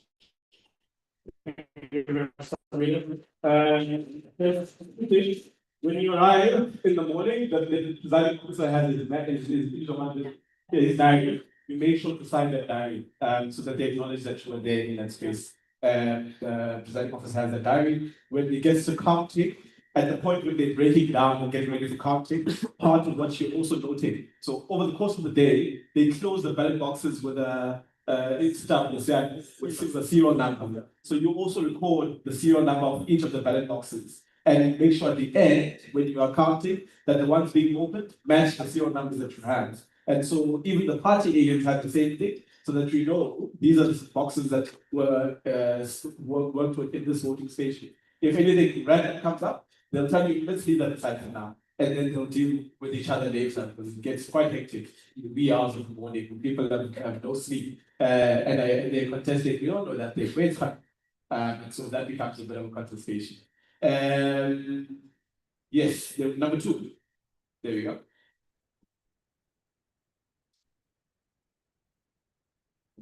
This is my name is Ernest. Yeah, my name is Ernest. I think I got more clarity when explained, but I still left with some questions. And now these questions only left on the party side. So I understand the election observers. So what's the key difference between the party agent and the election observer, despite that they are from the political deployed by political party, and what is the other? Do they have rights similar as the election observer or election observer, such a way that you can't speak to the media as a party agent, if you don't like different organization. So I want to know what are the differences between the two, and if Messelma is independent councillor and I'm not in the party, so what do I do to party agent? Is it the party agent or should I have someone to deploy on the election day? Thank you very much. Can we go to number 3? Number 3, will the question? Yes, Rashi. It has been answered. Has been wonderful. I like it when you start with it. In politics, they say you start with the point. Thank you, Rita. Number 4. Answer number 5, I love it. Good afternoon. The first question would be on the counting part. So only the presiding officers are allowed to have their phone. As observers, question of previous elections, there's some irregularities that happened, right? So how does the reporting work there for an observer? Was it only at the end? Because some of the things that happen is where the doors are supposed to be open until counting is done. But we found that the doors actually open, people are then out to the toilet, to smoke breaks, which should not be happening, but they allow it because substantively, right? Then we can't report there instantly while it's happening, and we are not allowed to say, okay, you are not supposed to do this. We are there to just watch Observe. and see what happens. The other thing is, in terms of the ballot papers and the ballot boxes, right? So if 10 people vote, that must be, I'm expected to see 20 ballot papers. If a particular voter does not wish to vote for a PR and only choosing to vote for the ward, am I then going to see 19 ballot papers in the ballot box? Or am I still expected to see 20, just that one of them won't have anything on it? Thank you. Wonderful, great questions. What number are you trying? 5. Can I get number 6? Number 6 was number 6. There you go. This was our foundation. Based on uniform. Beautiful. Because 2024 is uniform. For Nagana, what makes sense? So there is Definitely. Accessibility, love.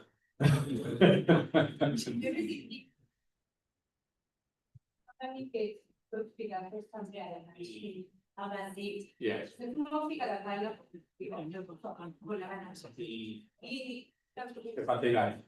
Wonderful. Great message. You guys are so smart. Number 6, right? Number 7. Move on to number 7. Sangalan, Yeah, what's up? ngicabanga sibulekhize umbuzo wami uqondise kusithabile. Yes, usisabele wamenshina indaba yokuthi kade kukhona amalokuzana 111 manje angi-12 wathi kwesinye isikhathi uya-ke uthi wena uzitshela ukuthi ukwenye indawo uzithola uzikwenye indawo. So I know ukuthi angeke sikhomentele isso kodwa ngithi fanele sibike everything that is happening lapho. Asinike manje nami sekuthiwa mina angikho la engizazi ukuthi ngikhona isibusiso senze sekuthiwa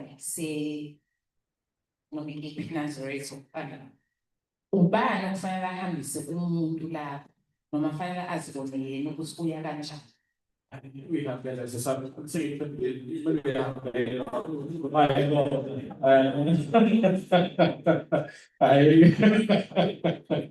can't put this out of Jalo.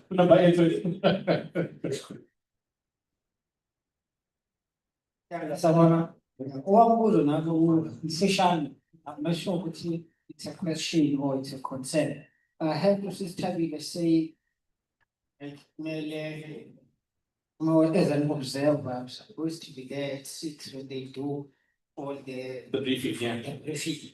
So what happens if you find yourself ukuthi kuleyo ward enguyo ngivota khona, I'm not observing kuleyo station then kwesinye station, what do I do? Maybe as an observer because I'm also right before. Wonderful, wonderful. You guys are asking great questions. Can we have the last one? Mr. Foot, I've got 2 questions. Us as self-observers, are we allowed to apply for special voting or? The one that you see up to. The next question. The next question is, usisebenzisa ukuthi uzozithola ukuthi assume ukuthi ngizosebenzela la bantu sokwenye indawo. And then now, how many of us are allocated in one? Yeah. So that my area anything that can Thank you so much. You guys are great. You can give yourselves a round of applause. So let me respond quickly to the observer questions directly. What was the window for special votes? It's the 21st. 21st? October. 21st and 12th of October. My expectation is that you, as my observers, you will register or apply for special votes. Special votes means you are going to the station that you ordinarily are registered and at, and you will go and vote at any point between 8 and 5 p.m. on that day. So it's up to you when you get a chance. If you can't, and you know that you'll be observing at the station at which you vote, try not to do that in the early part, the busiest part of the day. Try and wait for a window where there's fewer people at the voting station so that it doesn't impact. But sometimes, as a voter, you walk into a station, someone who's wearing a bird from that's given by the IEC, all of a sudden is taking a ballot paper and is walking around, doesn't look right. It's weird.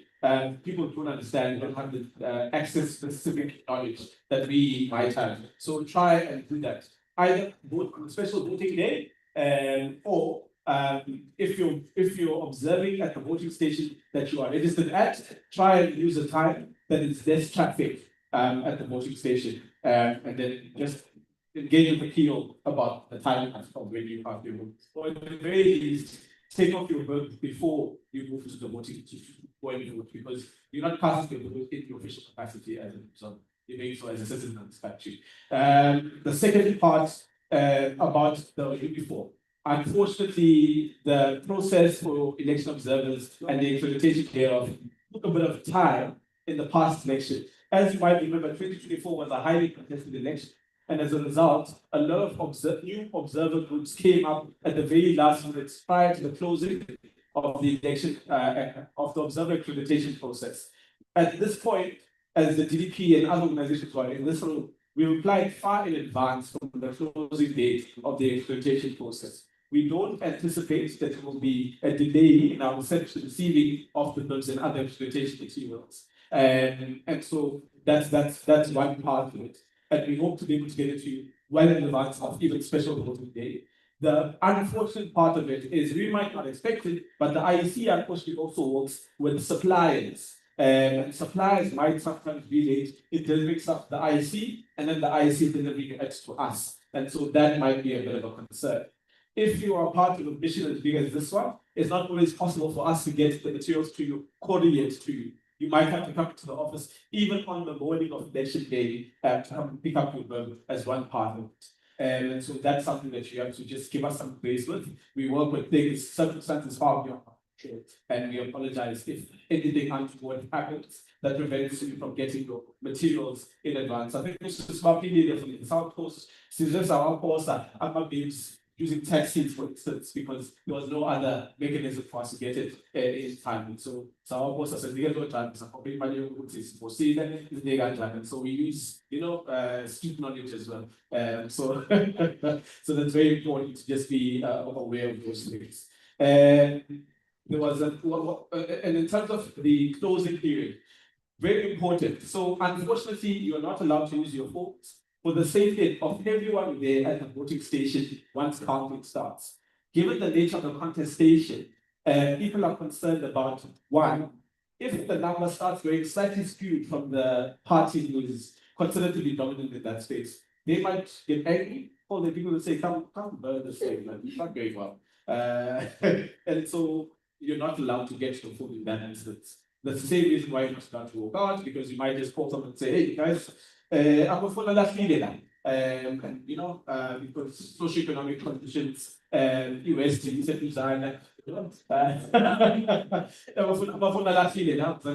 so safety, security, all of those things are part of the reason why that process is kept that way. Auntie Jenny, you want to add to this one? Okay, something separate. Okay, so that's part of why that process is practical. So whilst we are asking you to rely on our technology partner for the documenting of the stuff, we will also send you your checklist in paper form, so that you record it whilst things are happening. But you, as soon as you have access to your phone, once counting is done, you then quickly send it to us via the phone. Some stations are a bit more relaxed than others, so you will gauge, and we ask you to use your sensitivity and beyond the bills that you're getting from the IEC, you also get an accreditation tag that has the IEC's logo on it, and probably this time around they'll have a QR code. The QR code will likely link, so the PO, Deputy Presiding Officer, will be able to scan and say that you're associated with the DDP. What we've done in the past is we've also done a letter that stipulates that this is so and so, it has your ID number, it has who you are, and our logos and our numbers that says you are representing the organization at this voting station, and that's part of what you have as part of your pack of who you are. So it was on a keeper's letter or something like that, but that's what we have. So you have the bib, and you have the tag in the IEC, and you have the letter that comes from us with all of your fiduciaries. Of course, like some people were asking all of us to carry the 30th our IDs. We're asking you to carry your IDs on the force for the purposes of the observer mission. Nothing else. After night, you're right. Yeah, that. So makes our check beginning. The last question. So the question was about what about. But if it's Tamil, you can take it over, then we'll just take maybe 2 more hands as a closing measure. You want to don't want. Okay, thank you. I thought we were getting along until the questions came. Anyways, the differences between a party agent and observer, the key fundamental difference would be that party agents are able to lodge complaints, observers cannot. Observers observe, drop down, and give back a comprehensive report to the organizing organization, whereas our party agents are able to on the spot say that we don't see when this process is happening. So they can essentially start the counting process and ask for a recount if they are not right. Even if you see that something is a problem, you can only jot it down and then immediately sway and move forward going into the future. That's the biggest one. And then someone spoke about irregularities, and it was centered around the number of ballot papers that a person would get. So okay. So I mentioned earlier that you get 2 ballot papers, right? One for your ward and then one for your municipality. For instance, let's just say that you are in Ward 12, and you're supposed to be voting in Ward 5. And if you have no means of being able to get to Ward 12, you can get 1 ballot paper because you are still within the municipality. It was the same thing in 2024 that if you were not in the province, for example, if you were still in the province, because you got 3, but you were in a different region, for example, you would get 1 or 2 and not the whole 3 ballot papers. So that's where it is. I think it's based on that discretion to say where is said individual. That would dictate whether they get 1 or 2. But I don't believe that there would be an instance where someone would say, I don't want to vote for the PR and I only want to vote for a vote. I personally haven't encountered anything like that. But should you see it, it would be because of the fact that a person was in the wrong BD, for example. But then again, that would be noted in the people's diary to say this is why we have a differentiating number of ballot papers. Cool. Is there any other threats? No, just to mention around the difference in ballot papers, it's possible that all of the ballot papers that relates to the ward candidates are all ticked accordingly. And if someone doesn't want to do the PR, they might spoil it. For instance, for leaving blank, that's possible. But ultimately, the IEC doesn't give you both your ballots, you decide with the ballots. And at the end, the IEC expects you, both of your ballots go into the box, regardless of whether there's writing or no writing. But yeah, those numbers should correlate unless there's I think it's an MEO8 something. Yeah, make hopeful that you relate to say what you're in a different BD, but you're the same one. All of those things. But let's hope people are on the way. Oh, sorry, I did want to there was the lady who spoke about what if Mungazi is now in a different space, food transporting. You mentioned it before that you were given ample time. Yeah. Even us as the IEC had the targeted registration campaign, where we went to those specific wards where the VP changed.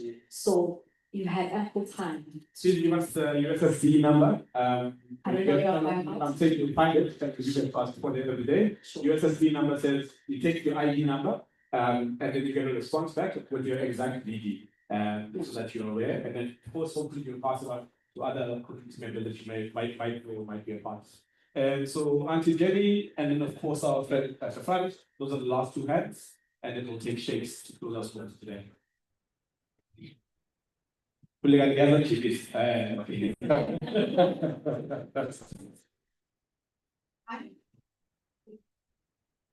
This, the reporting agents outside of the policies role. Is that a legal politics, are they allowed to do that? And if the IC a way that it gives education, especially to the elderly, that the political parties know how you voted. And so they are called us to vote to this particular vote.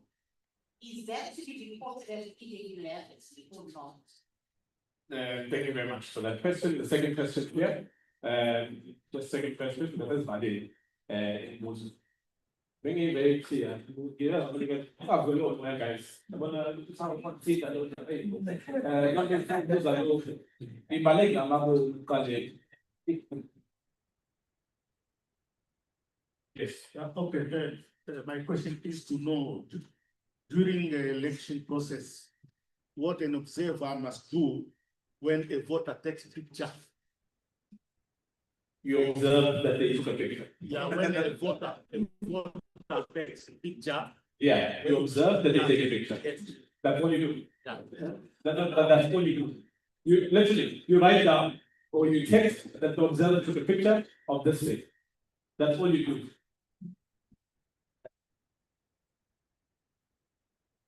In demarcation boards, the MTB has concluded its demarcation process, and the IEC has done its own delimitation. All that's necessary now is that the voters will use the USSD number and check your VD. That's all that's being done at this point. But that focus successfully. Unfortunately, it is possible that public participation didn't happen to the extent that we wanted, but see that or not. This is something. Yes, to answer Jamie's question, I first want to start here. Why do political parties even have the voters' roll to begin with? So once the voters' roll is closed, so the voters' roll closed on the 7th of August after the proclamation of the elections by the Minister of Copter. What they do is they can request the voters' roll to scrutinize it, to say, is everybody that is supposed to be in this particular voting station where they are? Like that we didn't transfer people virtually and put them in a different VD. Does that make sense? So they can ask it, they can request it, and we can give it. But we block important information such as an ID number so that they carry around their ID. So we block out specific important information from that. No, antigenic, they are not supposed to be using the voters roll outside the voting station. They are not supposed to have it because it compromises the voter and the candidate interpretation.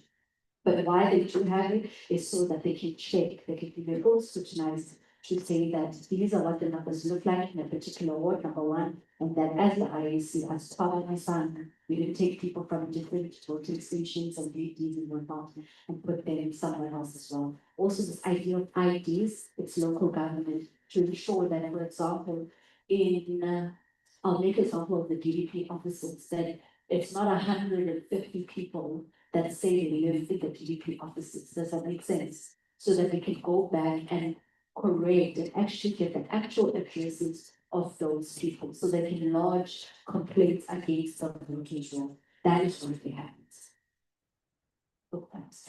Thank you very much. So the last question is, as an observer in that instance, what do you observe? You observe that parties have voters by ballot, and you write it down in your report. Unfortunately, that's all we can do. The things that we can escalate, as it relates to the party's presence outside the voting station, for instance, is when there are potential scuffles between political parties. We start with the PO is in the area, and then of course we speak to the area manager about how to manage that situation. because they have the safety protocols alongside SAPs on that day, in case things do get out of hand. And there was a by-election towards 64 last year, to the extent where the parties are contesting in that space, it just became like a big job. Drinks, and one party mobilized to the extent where they looked like they were the only ones who didn't win the by-election, but they contested really well. So but who's win up to voting, but some people were starting to turn away from the voting station because it just became a bit of a problem to navigate around the specific political party. And so it was interesting to observe. But that's what we do, we observe. So we listen, we don't judge. Yes. Cool. Shakespeare, you have 10 minutes, my brother. I'm so sorry.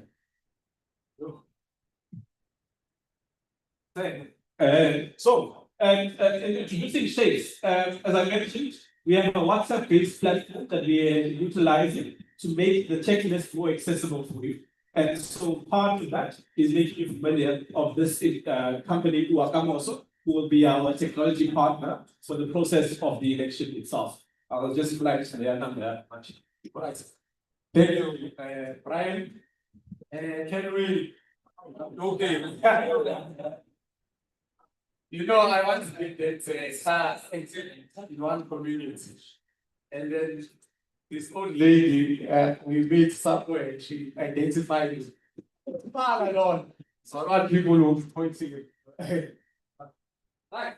Brian, like Brian said, first let me introduce myself formally. As Brian mentioned, my full names are Shakespeare Tula Sizwe. My name, known as Amandamanidi, because they are lazy, they call me Shakes. Right? So you are welcome to call me Shakes. He's a good friend of mine who doesn't want people to shorten her name. And it's fine. You can shorten my name to Shakes. I represent Wakamoso. Wakamoso is a data and research company. It's not an NGO. Not an NGO, it's a company that deals with data and research. Right, Wakamoso works very closely with DDP, and it is one of the platforms that you will be utilizing on the election day. Because there are some implementation that you will need to do for DDP, and you're going to be using the Wakamoso platform. With the 10 minutes that I have, I can't present Wakamoso thoroughly. So just jump straight into the most important part. Can you please take out our phones? Take out your phone. Make sure you are connected to the Wi-Fi if you don't have data or you want some data. Before we continue, how many of you here in this room have heard of Wakamoso or have a Wakamoso profile? Please raise your hand. If you have a Wakamoso profile, then you are safe. Then if you have a Wakamoso profile, it's fine. You don't have to raise the profile again. For those who don't have a Wakamoso profile, you take out your phone and please save this number on your phone. Right? It is display the number or it's there. It is 078 770 3920.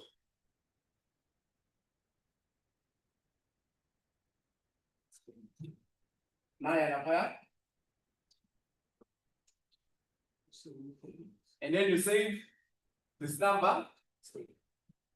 Go Wakamos. Save it with Wakamos.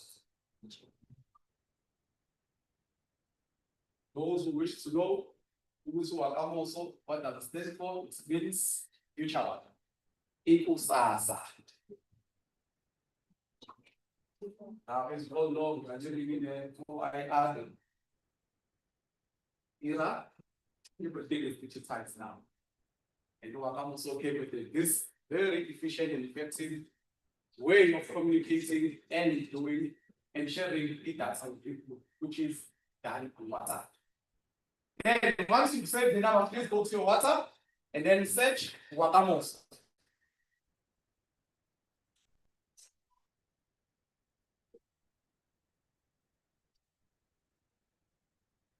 When it appears, please type hello Wakamoso. Like that. Hello Wakamoso. Leave the inverted commas. You say hello Wakamoso. And then there are going to be some messages that will pop up. It might take a few seconds.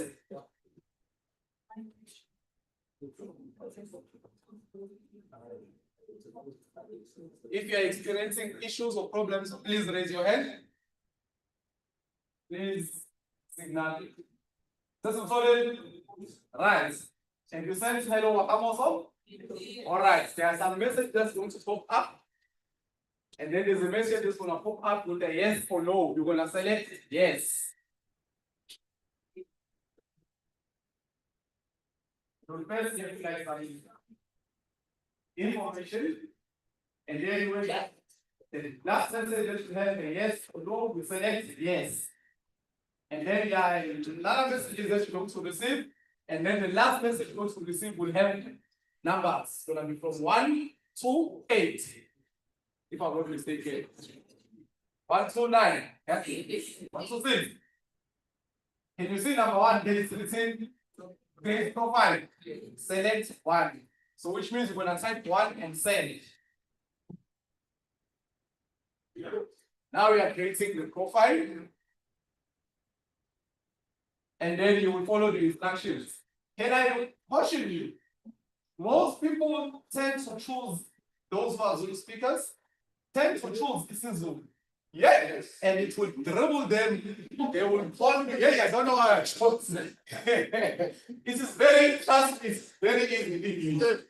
Even me, is like, hey, I'm going to read that. It's trying to understand. This will get the problem if you are reading. What's follow my another story? Right, you will follow the instructions. Must press 1. While you have this with your profile, if again you are experiencing problems, please raise your hand so I can help you with answers.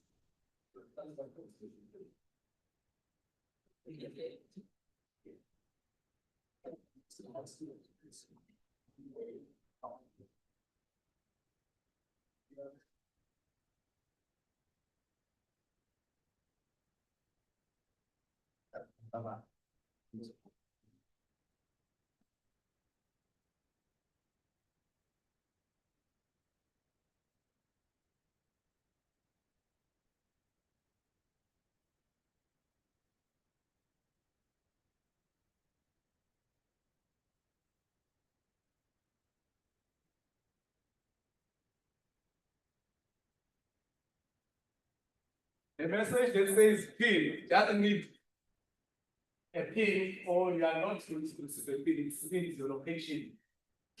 Right. There is chain location, current location.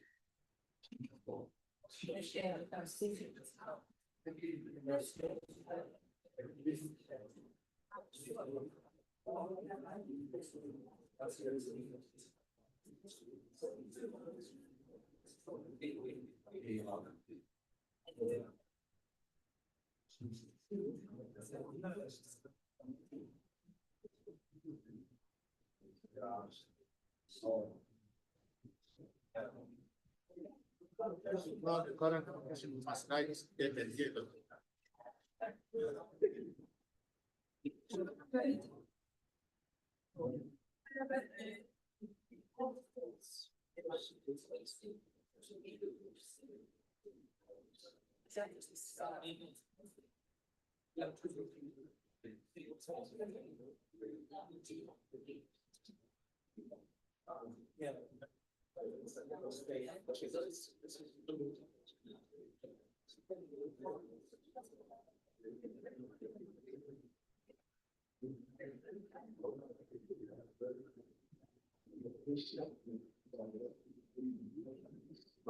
So location, guys, you don't put your address. It's current location. Yeah, this one here.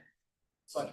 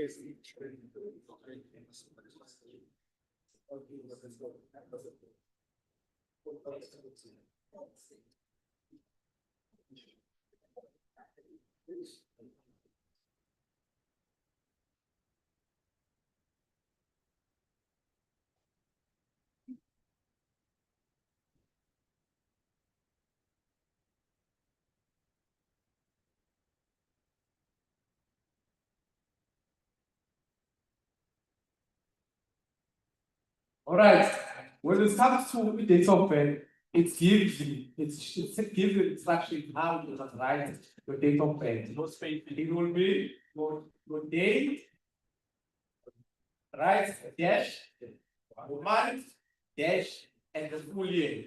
If you are born in 1995, you don't say 95, say 1995. Right. Okay. For the next.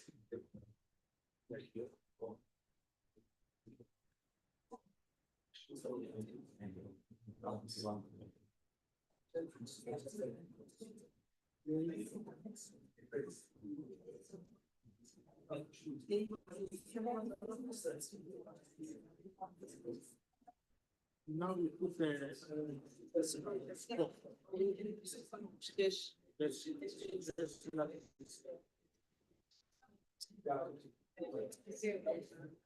There.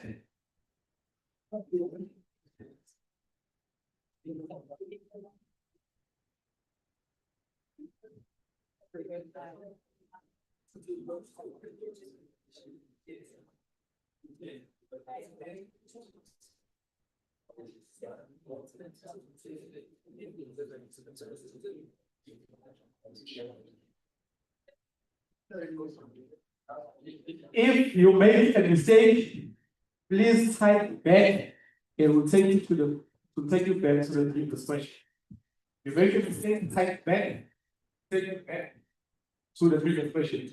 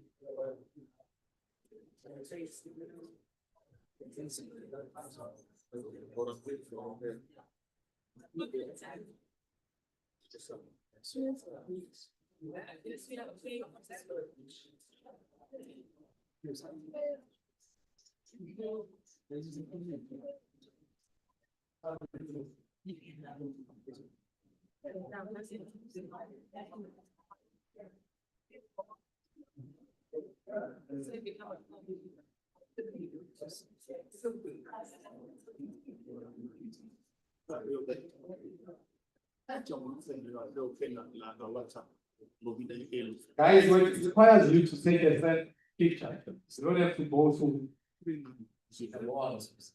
It's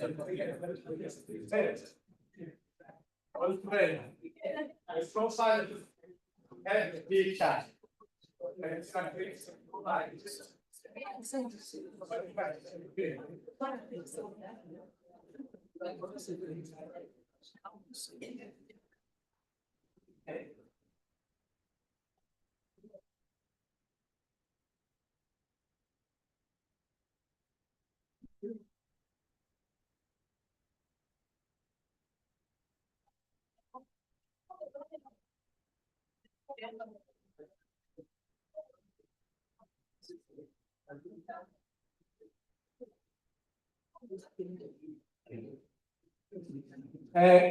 Guys, what I forgot to mention is that your information is protected by the Open Act.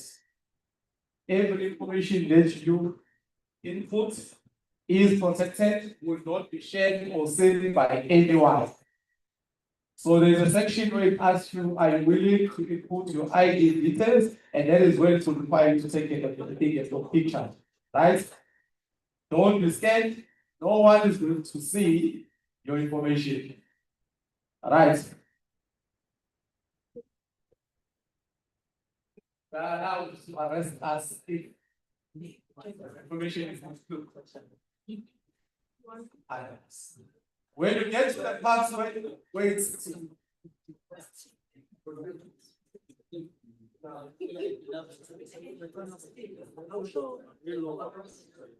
when it gets to the part, it's asking you about who referred you. Choose option 8. Right?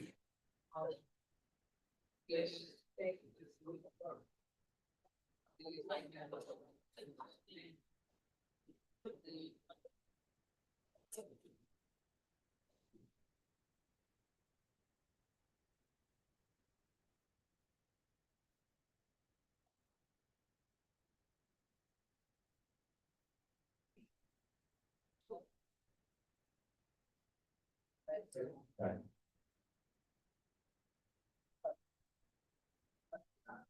If you proven my position, that is okay as well.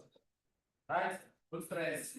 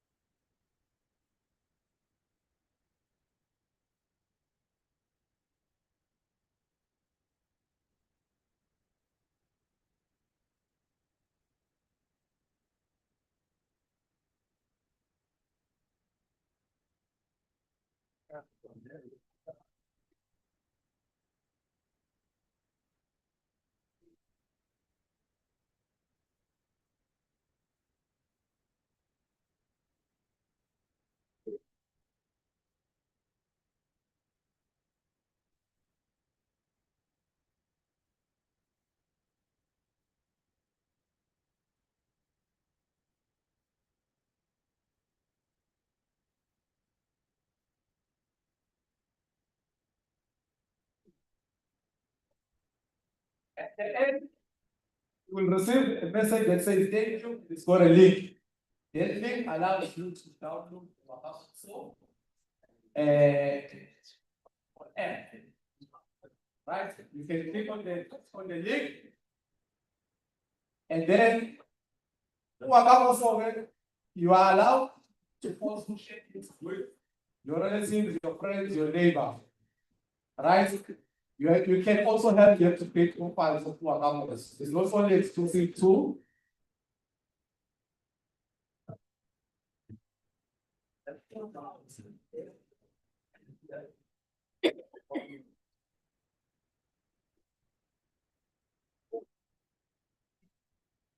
so there's a question you want to why are you downloading the app? Like I mentioned, because of time, I cannot do a full presentation, but the app allows you to do a number of things. You see the list you received, create profile, what. The app allows you to do other things, right? And then another thing about Wakamas. There are certain surveys or questionnaires that you will participate in, and then you get to the one that the figure differs based on who is doing that particular survey. Then they will say how much they want to reward people who are participating in their survey. And make an example.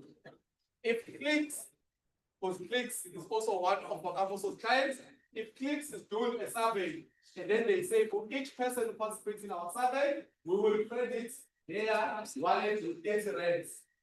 Once you are done completing the survey, they will then reward you with 30 rand. Then 30 rand you will find it in your wallet. Where is the wallet? It's on the Wakamoso end. So that's why it is also important to have the app. But the app, you can even download it and go. Once you are done with the profile, it is okay. And then once you are done with the profile, and sure it will give you a message that you please repair or share with other people. You are allowed to share the link for other people to create for council profiles as well. You're not sharing your information, you're sharing the link for them to create our council profiles as well. I can see at the moment the app is not on the App Store. At the moment, yes, the App Store. We are still working on that. It's also the App Store. It's on the Google Play Store for now. So don't be frustrated if you can't download. As long as you have the WhatsApp platform, you will receive communication via this. My members are my phone.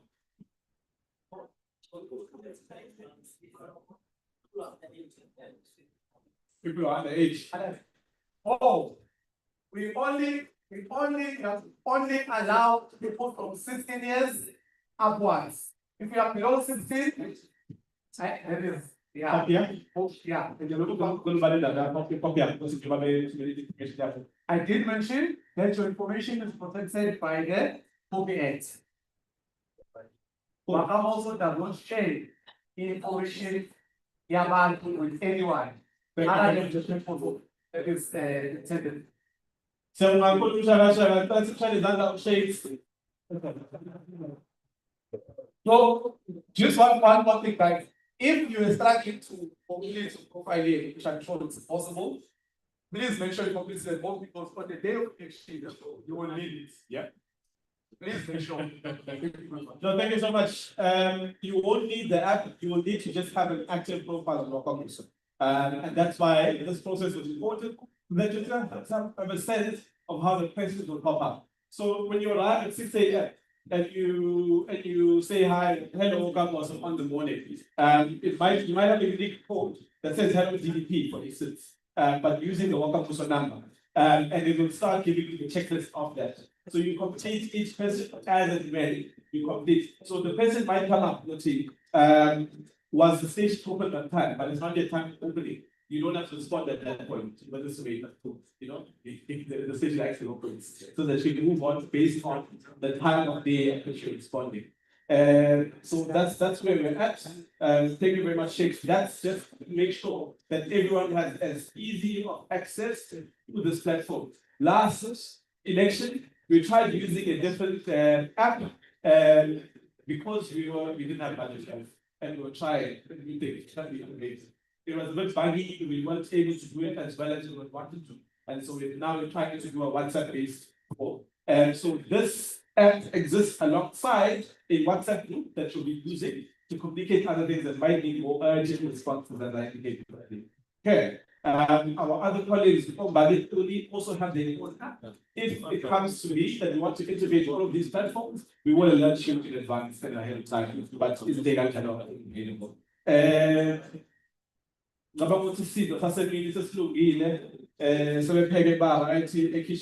Oh yes, you can say before, as we leave this room, so please just budget. I look good. We're NGO, we're not Hansu. So our lanyards, please just take the box. There should be a box on one of the tables at the back.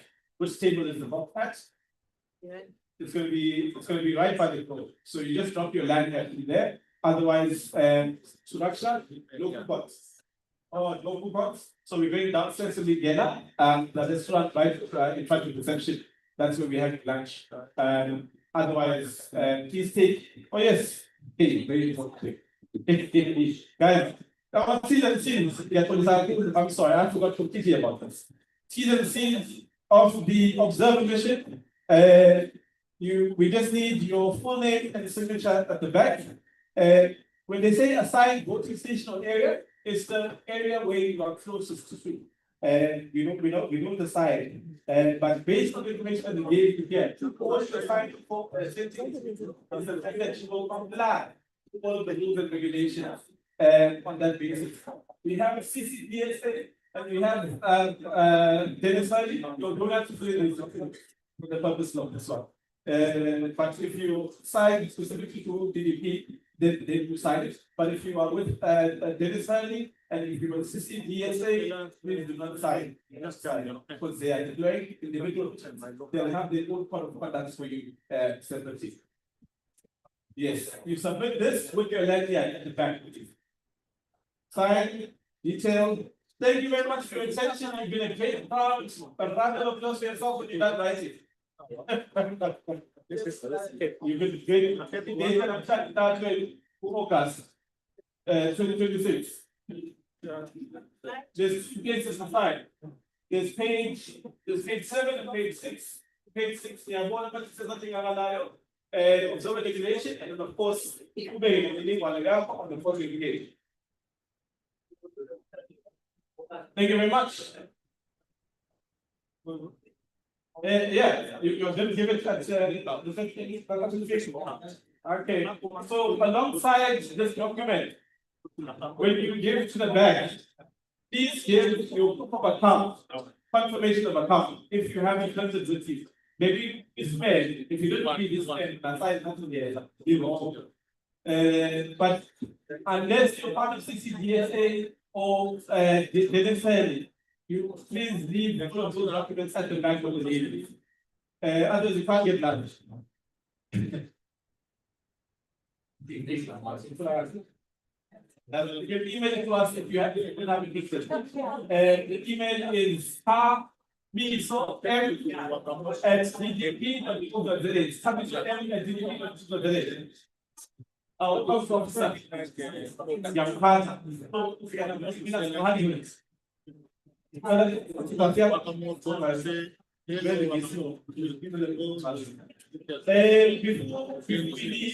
I please ask for the following individuals. Stella, Shatewa to the front, I'm David to the front, Stephen Schwartz to the front, Stuart Talbot to the front, for the record, Moloy to the front, Johnny to the front, please. And that's in my family, because this is the front as well. And that's in my family. Dr. Shatewa, Secretary, Auntie David to the front,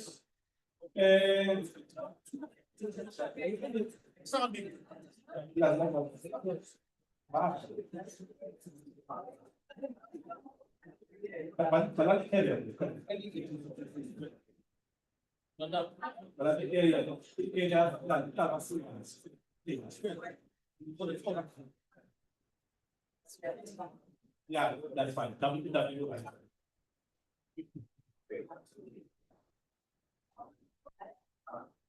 Right.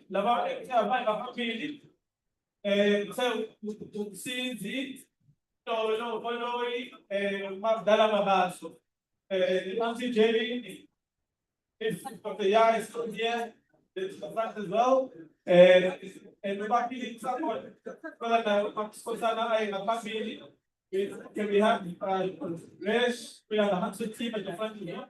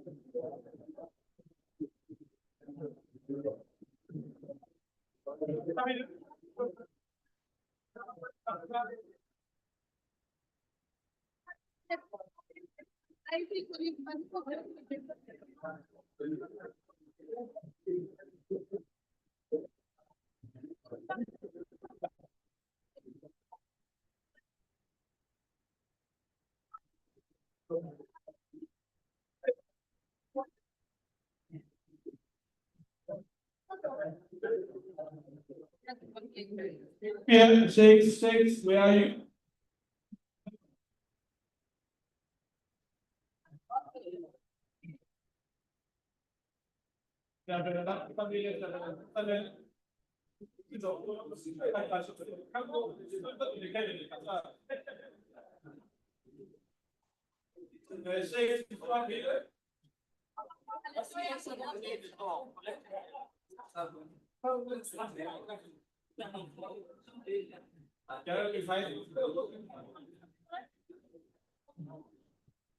Okay, there we go. Last one. Six.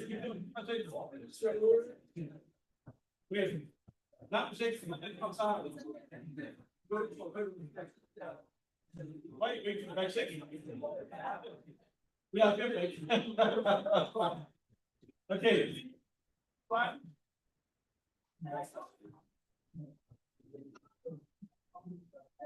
Thank you very much. Thank you guys. Okay, we go very much.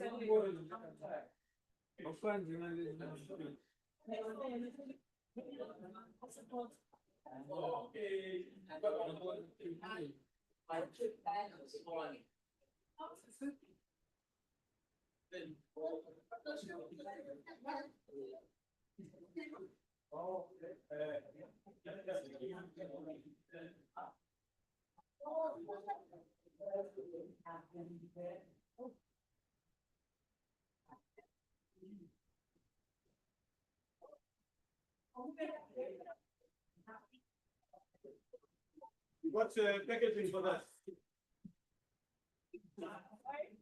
You have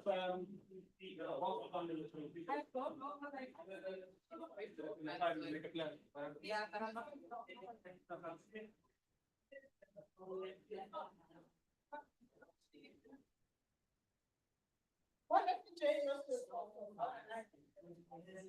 Oh, in my this.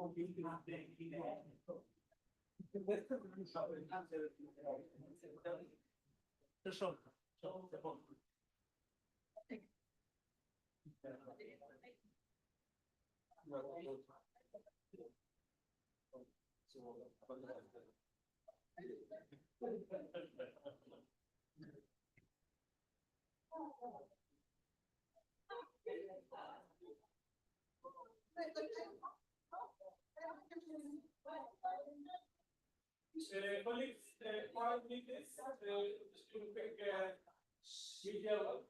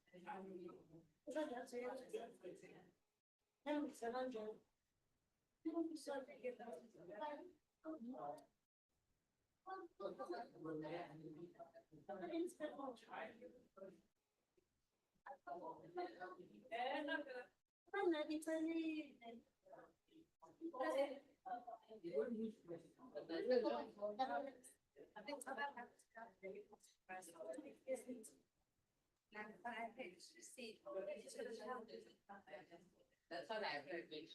I don't think it is. I see.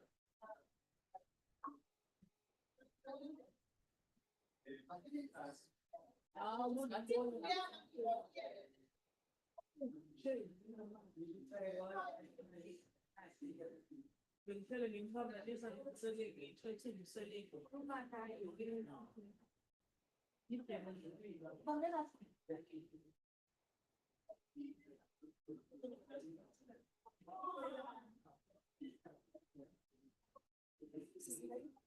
Yes, the second.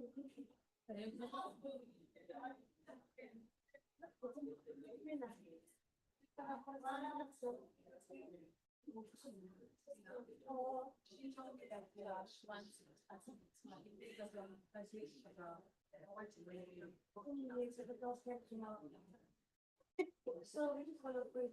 Yes, yeah, support. I don't know what kind of. Okay. I think I should you're okay. But I don't think you know your family and siblings. So I just tell them coming to do that.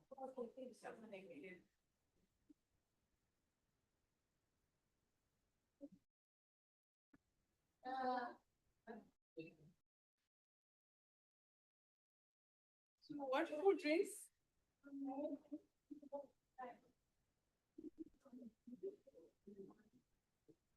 Oh, I know that. That's a digestion that much. Oh.